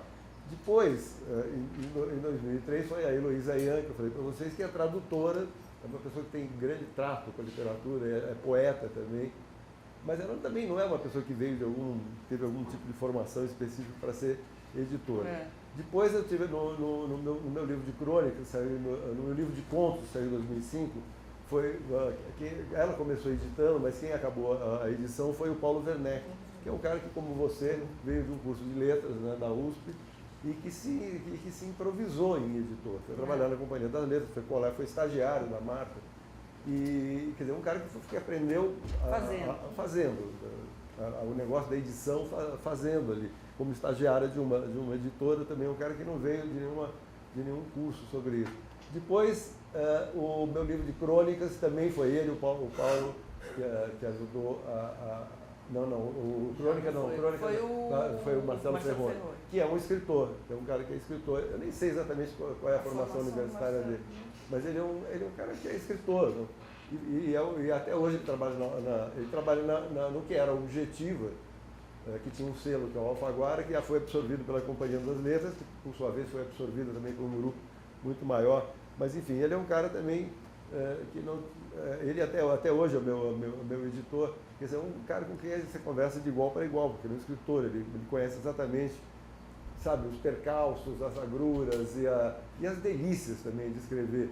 Então ele é um cara com quem... Mas ele também não tem essa... E você também saiu do curso de letras para parar no editor. Então, como é que uma pessoa que está interessada em entrar no mercado editorial pode fazer isso? Assim, existe uma formação? Tem curso disso? Tem curso de editoração, né? Mas alguém vê? Eu nunca vi uma pessoa que saiu do curso de Tem muita editor. gente que faz curso de editoração, não necessariamente você vira editor, mas você vai trabalhar em editora.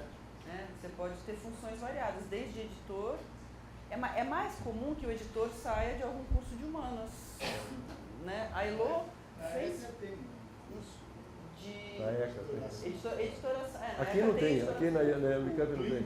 Isso, Plínio. Ele é professor. Então, tem muita gente que sai do curso de editoração e vai trabalhar em editora, sim. Mas a base é a gente que vem mas, assim, de letras. Letras, editoração, pode ser filosofia, ciências sociais, conheço gente com formação muito variada que é editor, né? Mas o pessoal que trabalha assim, o pessoal da produção, que trabalha mais com a produção, que trabalha... o pessoal da produção em geral fez editoração. É bem comum que tenha feito editoração. Agora, os editores têm formações muito variadas, de cursos de humanas variados. E os editores sentem a coceira de virar escritor, sobretudo editor de ficção? Eu não. Você não? Na verdade, bom, a Elô, eu acho que alguns editores que podem ser escritores, poderiam ter sido escritores, mas não tem nem tempo. Aliás, tem editores... tem o Marcelo Ferroni, é escritor, né? O Leandro Sarmates é escritor. O Luiz tentou, né? Por um tempo. Agora, eu não sei, você trabalhando na Companhia das Letras, você não tem tempo de ser escritor. Porque é um trabalho muito, muito intenso. Nossa Senhora. Mas eu não tenho a coceira de ser escritora. Assim, eu era uma ótima aluna de redação, escrevia bem, poderia até ter ido por aí. Quando mas você vira escritora, ninguém come mais em casa. Né? Você entende isso? Você tem que fazer um regime ali, né? Uma coisa. Vamos abrir para aqui. Eu queria sabe só uma coisa? Depois, isso aqui não é lousa, né? Não. Eu só queria escrever o nome da editora e dos livros em algum... Tem algum jeito? A Thaís manda para o pessoal. Ela tem de todo mundo. Manda para ela. Sabe que eu vim um pouco despreparada de material, mas eu gostaria de passar para vocês um release, uma coisa assim da editora. Sim, aqui já tem uns 25 leitores. E os nomes dos livros, que eu vi que vocês se interessaram, que bom. Já dá uns 5 mil reais aqui. Eu queria saber um pouquinho qual é o impacto que está tendo a questão do e-book nas editoras. Como é que as editoras hoje estão trabalhando com isso? Quando surgiu o e-book, tinham assim, vai acabar o livro impresso, né? Mas não acabou o livro impresso, são coisas que correm paralelas. O mercado de e-book, assim, eu não sou especialista nessa coisa, mas assim, a notícia que eu tenho é que cresceu bastante, mas ainda é pequeno, no Brasil. Acho que fora do Brasil é bem maior, né? Os livros que saem mais em e-book, até onde eu vejo, são os mais comerciais. Os livros mais best-sellers, assim. É muito comum que as pessoas comprem em e-book. Mas ainda é um mercado pequeno no Brasil. Só que as editoras estão fazendo e-book. Um caminho para nós é fazer e-book. A gente ainda não faz, mas é um caminho.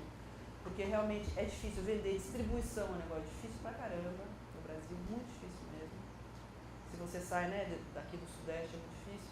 Então o e-book é uma coisa que vem crescendo, lentamente, mas vem. Né?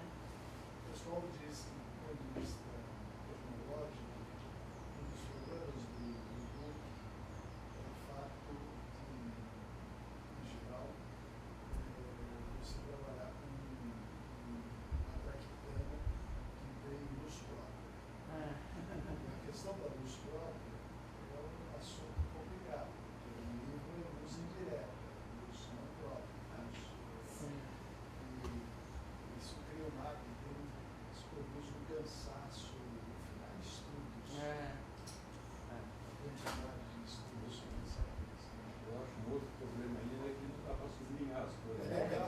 Mas Mas até você dá. pode fazer Até comentários. daí tem o Kindle não é luz própria, é tinta eletrônica. O Kindle é mais confortável. Você precisa de luz ambiente para. O Kindle é mais Ficou confortável. mais confortável. Mas você sabe que quando o meu primeiro livro saiu com o e-book, foi o Pornopopeia, em 2009, e aí o primeiro acerto de contas que eu recebi, né, eu abri ali, objetivo a prestação de contas.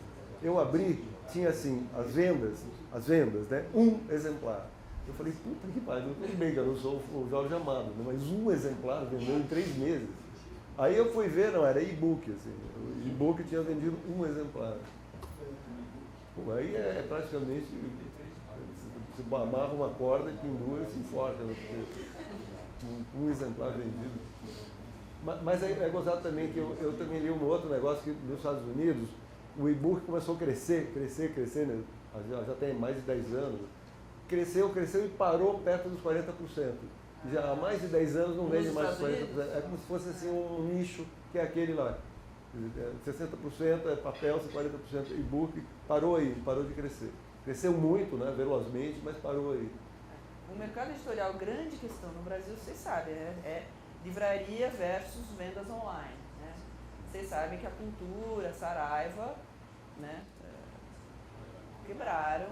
Isso é um grande problema. Então, aí veio todo um questionamento, né? Essa coisa do gigantismo das redes de livrarias, né? Isso acabou, pelo menos por um tempo,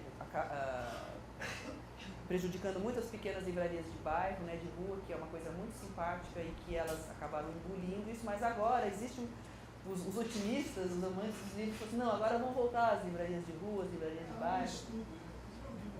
Tomara. Sobre o movimento das pequenas livrarias. Com a quebra das grandes. Claro, a quebra das grandes. grandonas. E aí tem as vendas, tem a Amazon é uma dor de cabeça na vida dos livreiros, porque vende tudo com desconto.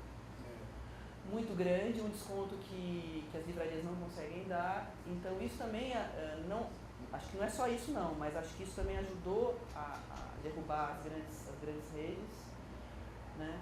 Mas de fato acho que a cultura, a Saraiva não sei dizer, mas a cultura eu vi, tinha uma coisa um pouco megalômana, assim, que eu falava assim, isso aqui não vai dar certo, né? Abrindo aquelas lojas de luxo, gigantescas, né? Dentro dos shoppings. A cultura, né? Eu achava, eu falei, nossa, uau, será que, né? Coisa, e acho que foi um pouco, a impressão que dá é que um passo maior que a perna. Algo Assim. muito específico no Brasil, porque o mercado todo, desde 2015, 2016, tive a recessão, então tudo foi afetado. Tudo foi afetado. Livro, mais um problema de gestão, né? Também. Crescer no meio da crise. Exatamente. Eles resolveram crescer bem nesse momento, eu achava estranho. Comprar lá o estante virtual. Isso. Eles foram bem ousados, né? Num momento super de crise, sei lá. A conta veio. A conta veio. E as editoras, foi um problema enorme das editoras, né? Porque eles estavam sem pagar há muito tempo. Né? Então a relação com as livrarias é uma coisa também complicada das editoras com as livrarias. É uma relação meio tensa mesmo. Porque tem a consignação, tem o desconto que você é obrigado a dar. Né? O editor, quando reclama assim, a livraria fica com muito mais lucro do que o próprio editor. Né? Para não falar no escritor. E o escritor é o que fica mais ferrado de todos os escritores. Então, é um mundo maravilhoso, mas também é um mundo cheio de problemas, né? No Brasil, principalmente. Né? Não tem... tem um mercado grande de leitura, que é a leitura, né, de best-sellers. Tem um mercado grande, né, os livros de fantasia, os infantos juvenis. Tem um mercado quase que paralelo, das bienais do livro, que é um sucesso absoluto, mas o que é? São esses livros... Essa do Rio foi um sucesso estrondoso. Bom. Graças a... Mas as bienais são um fenômeno curiosíssimo, porque as pessoas não frequentam a livraria, mas frequentam a Bienal. Né? E lá o que se vende são os best-sellers. Então, existe um mercado de livros, vamos dizer assim, mais populares, ou mais da linha juvenil ou de fantasia, que vende pra caramba. Livro, teve uma época que era livro de youtuber. Senhor dos Anéis. Livro de youtuber. Teve uma fase, agora acho que até já não, mas tinha uma febre adolescente, assim, os adolescentes enlouquecidos comprando livros, assim, que para nosso gosto, né? Mas é mercado, né? Mercado editorial, né? Você pega a lista dos mais vendidos, né, ou de Veja, de Folha de São Paulo, eu não conheço ninguém ali. Eu não conheço ninguém, você não conhece aqueles nomes. Sabe, o vendedor de passarinhos, não sei o quê. Mas esses caras... A libélula cor-de-rosa. Na sua opinião, não seria então um caso de meio que colocar na cara das pessoas os livros? Porque o que eu vejo aqui no Brasil, eu morei na Alemanha 2 anos, e lá, onde quer que você vá, tem livros para você. Você vai no café, se você vai pegar um trem, se você está na rua, se você na academia, tem ali uma estantezinha com livro. Então, assim, eles têm essa cultura de ler muito, mas também tem livro à disposição. Então, eu acredito talvez que fosse o caso do Brasil com a Bienal. Né? Há-se uma grande, um marketing muito grande envolvido nisso, para que as pessoas tenham vontade de ler, tenham curiosidade de saber o que é a Bienal, de entender as histórias que estão ali, os livros que estão ali. Mas também falta esse marketing do dia a dia, né? De colocar realmente os livros na cara das pessoas, para que elas se interessem de fato. Na sua opinião, você acha que seria talvez um meio de colocar as pessoas de fato de frente com o livro para que elas se interessem, ou não? É mais Mas você diz de colocar pontos de venda alternativos, assim? Ou talvez, sei lá, porque, né, na minha ou talvez na visão das pessoas que realmente, de fato, os livros estivessem ali, independente do contexto do livro ou do livro em si, mas que as pessoas vejam os livros todos os dias, em lugares diferentes, para que elas tenham talvez uma intimidade maior com isso. Eu acho que falta no Brasil. Falta, Essa é uma ideia, porque tem food truck agora, food truck, e não tem book truck. É um mundo ideal. Você tem que ter parceiros que se interessem por isso também, né? Tem a outra ponta. Eu lembro na companhia, teve uma época assim, vamos colocar livros, a propaganda de livros nos ônibus. Teve uma fase. Agora eu não sei se eles estão fazendo isso ainda. Mas fazer também uma campanha de marketing maciça é um negócio bem caro. Então, as editoras também têm essa conta, né? Tem que fazer essa conta. Você colocar... Uma coisa é você ter um assessor de imprensa e conseguir imprensa, né? Espontânea, assim, vamos dizer. Mas você fazer umas peças de marketing mesmo é um negócio bem caro. Então, é aquela coisa, você vende, você não consegue vender muito livro, você não tem tanto lucro assim, então fica difícil também você investir numa campanha de marketing maciça, né? Uma coisa leva a outra. Mas as grandes editoras vendem bastante. As grandes editoras mais comerciais conseguem vender bastante livro. As grandes editoras também foi. José Olímpio. Agora, as grandes editoras atualmente são as mais comerciais, né? A companhia, ela agora ela tem... Nossa. As editoras que se mantêm bem hoje, assim, comerciais, são as editoras que fazem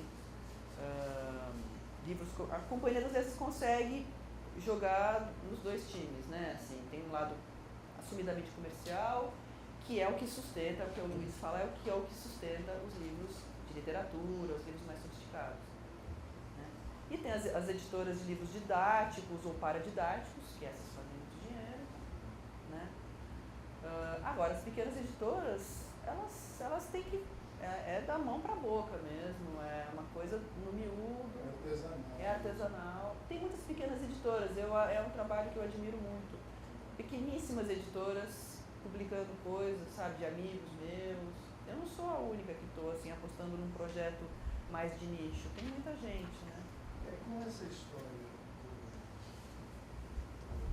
eletrônico, da publicação eletrônica, e a facilidade para você conseguir o registro do SBL, facilitou mesmo. Hoje o Abjor, nós temos credenciamento para publicar eletronicamente.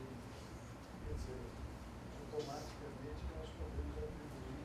Então isso tudo muda muito, mudando muito o cenário. Quer dizer, você tem uma facilidade material.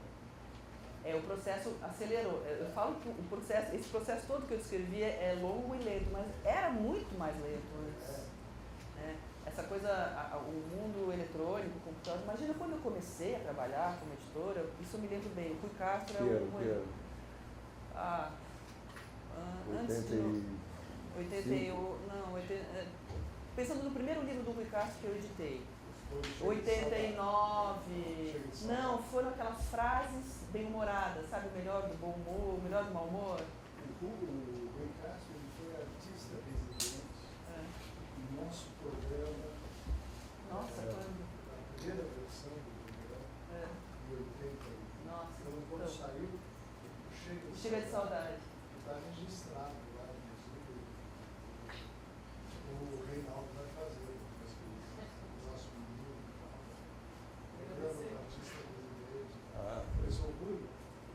Calçado da Fama, né? Botar lá na mãozinha. Mas o Rui foi em 88, 89, sei lá.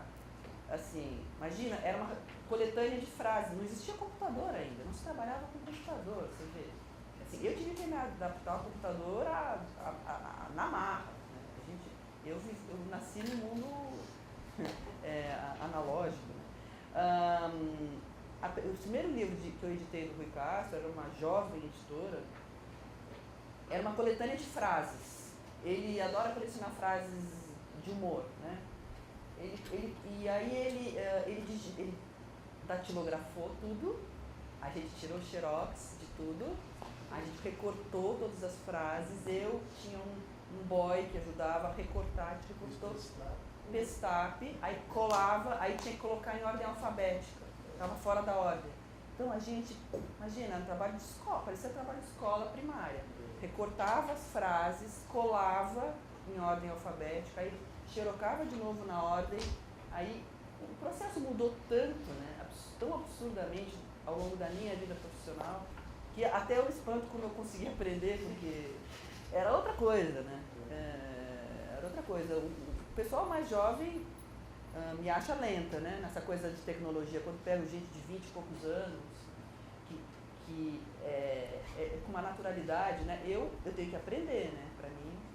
E essa coisa das redes sociais também foi um aprendizado, uma coisa que eu, no princípio, não era nada ligado em redes sociais.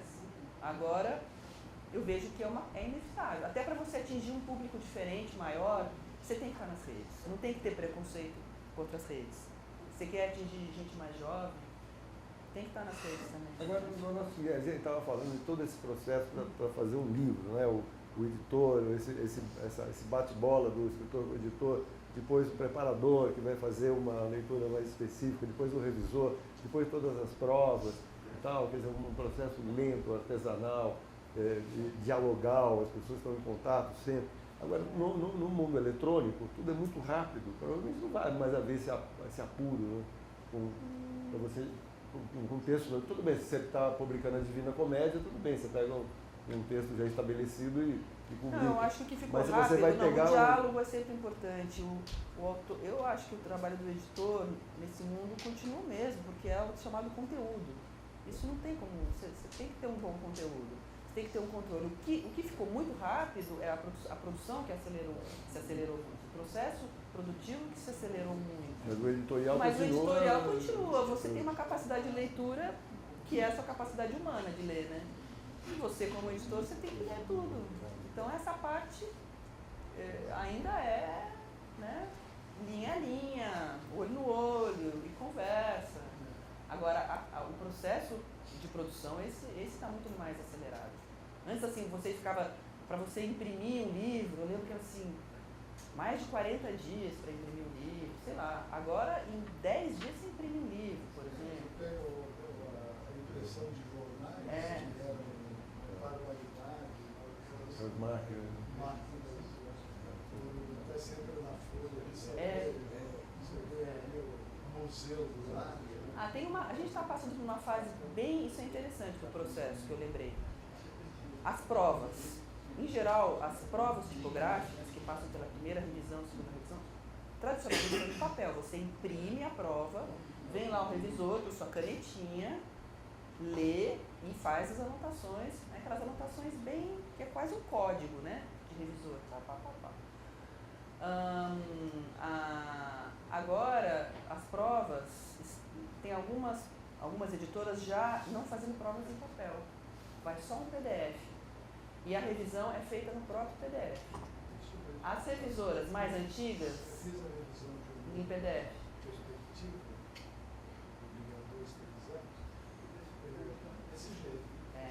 Mas para quem é mais velho é difícil, né? Eu gosto do papel ainda. Você intervira ali no texto? Você imprimiu e fez no papel. É isso que a gente faz, acaba fazendo. Mas isso tá, e as revisoras mais velhas, é engraçado, são as mais experientes, né? Eu lido com, a minha editora, como eu gosto de brincar, assim, é só de coisa velha. Eu e a minha parceira temos mais de 50 anos, as revisoras são velhas, o meu assistente é velho e a gente só lida com texto velho. Então é uma editora de velharias. Então as revisoras, essas duas revisoras mais velhas, elas gostam de trabalhar em papel. E aí, mais a designer, que é jovem, ela falou, mas gente, vamos fazer prova em PDF. Né? Assim, vamos fazer a revisão em PDF. E aí elas falam, mas meu olho não está treinado. Eu não pego, eu entendo quando elas falam, eu preciso da prova em papel porque eu enxergo as coisas, eu enxergo os erros. E é engraçado que na tela eu não enxergo, então a gente ainda está fazendo prova em papel. Por causa das revisoras, que todas têm mais de 50 anos. Depois digitaliza isso? Depois digitaliza. Porque o programinha pega o negocinho ali, assinalado o erro, né? Depois digitalizando dá certo ainda? Olha, o corretor? Não, a designer tem que inserir todas as mudanças, né? Depois. Dá um trabalho, é minuciosíssimo. Então, cada vírgula que o revisor tiver apontado, o diagramador depois ele tem que ir lá fazer. É quase uma segunda revisão. Exatamente, a revisão da revisão. E aí tem a tal da batida de emenda, né? Que não chega a ser uma prova, mas é você ver se as correções foram de fato feitas.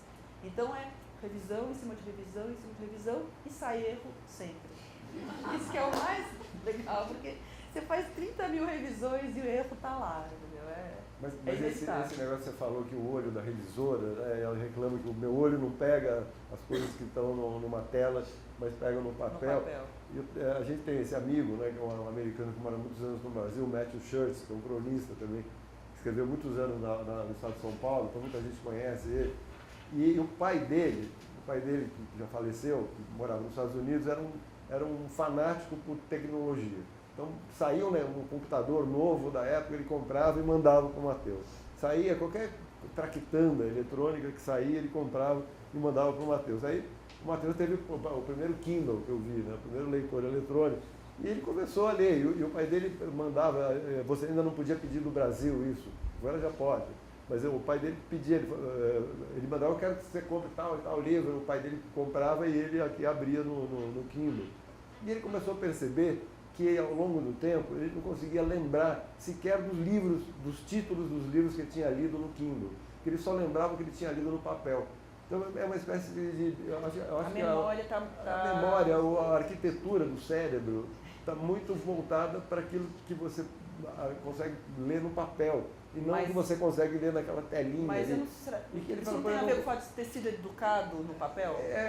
Tem a ver com isso, mas aí ele parou de ler em Kindle, ele só lê em papel. Eu prefiro ler em papel. Não lembro o que ele leu, nada. Eu ainda sou do papel. Enfim. Bom, é isso. Depois eu vou ficar muito feliz de mandar para vocês um release, uma apresentação da editora. Manda para a Thaís, que ela e os livros que já foram lançados. Quando que sai o próximo? O próximo, nossa, eu estou aqui por um milagre, não devia estar aqui. Estou em dia de fechamento, meu assistente está maluco lá, porque a gente está fechando a segunda prova no livro chamado Fantina, que é um romance abolicionista, escrito em 1881. por um acadêmico de direito chamado Duarte Badaró. É um livro que é uma espécie de Escrava Isaura, mais saboroso e mais curtinho. É uma história de assédio sexual. É isso. É o assédio do senhor em cima da escrava bonitinha. 1881. Está totalmente esquecido. Quem sugeriu para mim foi um historiador, o Sidney Chalhoub, que deu aula aqui 30 anos, né? Agora ele está em Harvard. Ele falou, eu adoraria. Eu falei, o que você tem para mim, Sidney? Porque ele é um cara com quem eu também já tinha trabalhado na companhia, e ele lida com literatura e história. Ele falou, ele tem esse romancinho que é uma delícia, eu tenho muito a dizer sobre ele, então, você lê, é um folhetim, você lê com muito prazer, peripécias, tragédias, mas ao mesmo tempo tem um retrato de época, de costumes, e essa normalização do assédio, né? Mineiro. Ele chamava Francisco Duarte Badaró. Fez carreira, ele estudou aqui em São Paulo, né? Mas ele voltou para Minas e virou deputado, alguma coisa assim lá. E ele era um abolicionista de primeira hora. Tinha algum parentesco? Não sei. Isso nem aparece no livro do Sidney, não. Ele discute outras questões. Então, como historiador, ele vê o livro como um documento histórico, ele não é um crítico literário, né? As pessoas podem até ter outra opinião sobre o próprio romance, que tem muitos defeitos, é um romance cheio de defeitos, mas ele é muito divertido ao mesmo tempo. Ele começa assim, quase picaresco, quase um memória do sargento de milícias, o cara é um malandrão, que casa com a fazendeira rica porque ele está de olho na escrava. Ele quer transar com a escrava. E ele casa com a viúva rica, e ele é um malandrão, ele é uma espécie de... Como é que é o herói do sargento de milícias? Leonardo. Ele é uma espécie de Leonardo. Mas depois, é engraçado, o romance ele acaba muito rápido, ou seja, faltou editor. Acaba super rápido, de repente acontece tudo e vira uma puta de uma tragédia. Ele começa quase cômico, assim, e vira uma super tragédia, mas você não para de ler. Você quer saber o que vai acontecer com a menina, o que vai acontecer com esse cara, com esse malandrão. Ele arma toda uma coisa para pegar ela. E aí foi publicado, então é um romancezinho mesmo. Mas não saiu em folhetim, no jornal antes? Que eu saiba não. Que eu saiba não saiu no jornal. Aí é considerado uma nova edição? É uma nova edição. Depois disso ele ficou completamente esquecido. De acordo com o Cid, ele falou, tem muitos romances abolicionistas que ficaram assim esquecidos, que literariamente não são incríveis, mas que dizem muito da época, e depois como não são canônicos, né? Não são, mas eles valem um estudo, né? E dizem muito do que está acontecendo até hoje, né, no Brasil, que essas questões civilizatórias, né, como diz o Cid, estão de novo na pauta do dia. Você mexe alguma coisa desses textos? Esses são imexíveis, né? Não, esses a gente publica tal qual, mas a gente atualiza a ortografia. Isso é uma concessão que a gente fez porque a gente quer atingir um leitor comum, vamos dizer. Você não vai colocar uma grafia lá de 1800 também, aí vira um obstáculo para a leitura. Então a gente optou por atualizar a ortografia, então é fácil de ler. Mas é aquele vocabulário que é muito saboroso, né? O vocabulário é incrível, é uma delícia. Então esse é o próximo, ele está em segunda prova, fica pronto e comecinho de outubro ele sai. E o outro, que sai logo em seguida, esse é incrível também,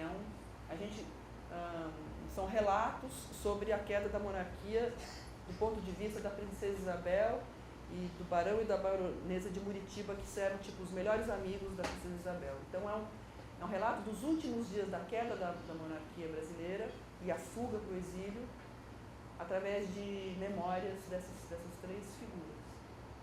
Então, como o 15 de novembro está aí e tem a efeméride dos 130 anos da República, a gente achou oportuno publicar agora. Então, a gente espera conseguir alguma imprensa. Né? Então, aí nesse caso, o assunto é República, né? A proclamação da República. E a visão visão monarquista, né? Eles levam um susto, como se tivesse sido de repente. Nossa, o que aconteceu? Que tiveram que ser expulsos, né? De repente, mas não era de repente, né? Tinha todo um movimento já cozinhando ali. Então esses são os próximos livros, e o ano que vem tem mais. Ok, então, opa. Vocês não vão contar como vocês se conheceram? Ah, Aí é uma curiosidade romana. Eu acho que até já contei. Vai, e essa história é longa, é boa, mas é longa. Não, é uma coisa totalmente editorial, tem a ver com um romance editorial. Porque eu estava traduzindo um livro do Thomas Pynchon, que é um autor difícil pra caramba de traduzir. E eu peguei isso por causa de grana, né, o trabalho que eu peguei, mas eu não tinha avaliado o tamanho da dificuldade ali, né? E tanto que depois eu recorri a um amigo meu, Matthew Church, justamente esse amigo americano, porque isso foi em 91, não tinha internet, tinha já computador, mas não tinha internet. E o Thomas Pynchon, ele é um cara que escreve, esse livro, sobretudo o Weiner, com uma erudição pop alucinante. Então ele cita um cantor country do Alabama, que você não conhece, né? Cita uma série que passou na televisão, não sei aonde também, nos anos 50, que também ninguém conhece. Cita um pequeno ator que tem uma história lá em Hollywood. É toda uma panóplia de coisas, de fenômenos culturais pop que você não conhece. Então o Matheus me ajudava. Quando ele não sabia, recorreu ao pai dele. E quando ninguém sabia, a gente recorreu ao próprio Pynchon, que continuou, que se prestou assim, a manter uma correspondência com a gente. Ele mandava um fax, eu tenho toda uma correspondência com o Thomas Pynchon. Mas isso tudo começou a demorar para chuchu. E como a Marta estava dizendo, assim, uma editora grande, ela tem uma grade, né, uma programação. Então o livro estava programado para sair em novembro. Num ano eu peguei o trabalho em janeiro, então eu devia entregar lá por julho para poder sair em novembro. Mas em julho eu não tinha mal começado o negócio, mal começado. Aí, evidentemente, que o Luiz ficava me ligando, ei, como é que é? Não vai traduzir essa porra aí? Aí o meu editor, que era o Claudinho, que é um amigo nosso também, ele, sobretudo, mais até do que o dono do editor, ele ficou exasperado comigo, exasperado. Pô, se você não quer traduzir, eu vou dar para outra pessoa. Falei, não, mas agora eu já comecei, né? Então ficou uma briga assim, até que o Cláudio Marcondes, ele falou, chega, eu não vou mais ser seu editor. Foda-se, chega. Aí precisava arranjar outro editor. E a Marta, que estava trabalhando em 91, ela já era uma editora plena ali. Ela pegou esse rolo. A batata quente. Pegou e falou, bom, meio que jogaram para ela. Falou, olha, você não quer ser editora aí? O cara está um ano. Bem começo de o cara já está atrasado, está atrasado já há 6 meses. Aí ela virou a minha editora, eu tinha que manter relações com ela, e essas relações foram se desenvolvendo, se aprofundando e acabaram se tornando extra-editoriais. Foi isso.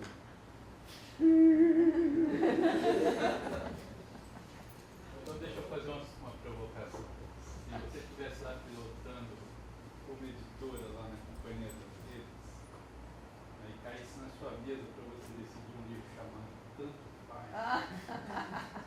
Puxa, é difícil essa pergunta aí. Nossa. O que eu faria? Olha, eu gosto de literatura pop. Eu estou editando essas coisas mais acadêmicas assim agora, mas eu gosto de literatura pop.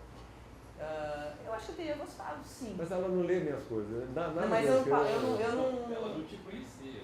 Não. É engraçado que o Reinaldo, ele tinha um fã-clube, né, desde sempre, mas eu não era do fã-clube dele. A gente, na verdade, acabou, enfim, se enamorando, independente de eu conhecer a literatura dele, eu não tinha lido o livro dele. Apesar dele já ter uma coisa meio cult, assim. Mas eu acho que eu teria editado. Teria cortado sim. pela metade. Tudo, Não, por exemplo, o Pornocopeia, você não contou a história da edição. Essa é uma boa história, mas agora já está tarde. Mas assim, o Luiz Schwartz achava o livro enorme, ele não quis fazer. Isso aqui é enorme. Aí ele editou na Objetiva com a Isa Pessoa. A Isa sugeriu vários cortes. Né? Eu, talvez, assim como a Isa, quando a Isa sugeriu os cortes, eu falei, que bom que ela sugeriu. Porque eu também sugeriria. Né? Mas não fui eu, foi ela. E no Tanto Faz ele é bem enxutinho, né? Eu não sei, eu acho que eu teria Acho que eu teria editado. Eu já editei umas coisas meio malucas lá que eu consegui vender pro Luiz, que eu não sei nem como ele... A Juliana Frank, por exemplo, que é bem doida. Totalmente pop, bem doidinha. Eu gostei do livro dela e eu banquei. Falei, essa menina é legal. Ela tem o primeiro livro dela, chama Química de Plástico, mas que não saiu lá. Não. E a Marta editou o Meu Coração de Pedra Podres. E aí eu apostei nela, não que ela tenha feito grande sucesso comercial, mas eu curto literatura pop. Assim, o Tony Bellotto, por exemplo, foi uma aposta minha, que era um cara que, músico dos Titãs, tinha uma coisa assim, né? Será que o cara sabe escrever? Não, o cara sabe escrever, uma coisa pop, mas ele sabe. Sabe fazer um bom diálogo. E o Tanto Faz tem muito ritmo, né? E na época era uma coisa muito nova. Eu sei lá, né? Com a cabeça de hoje eu teria editado, com a cabeça lá de trás, não sei, porque era uma coisa meio pioneira, né? Era uma coisa bem pioneira que o Reinaldo estava fazendo. Ninguém estava fazendo uma coisa. Aqui no Brasil, ninguém estava fazendo uma coisa assim, com essa cara, né? Depois vieram, né? Muitos. Hoje em dia eu teria editado, agora se fosse lá eu não sei dizer, não sei, difícil. Bom, obrigado a todos. Obrigada. Até a semana que vem.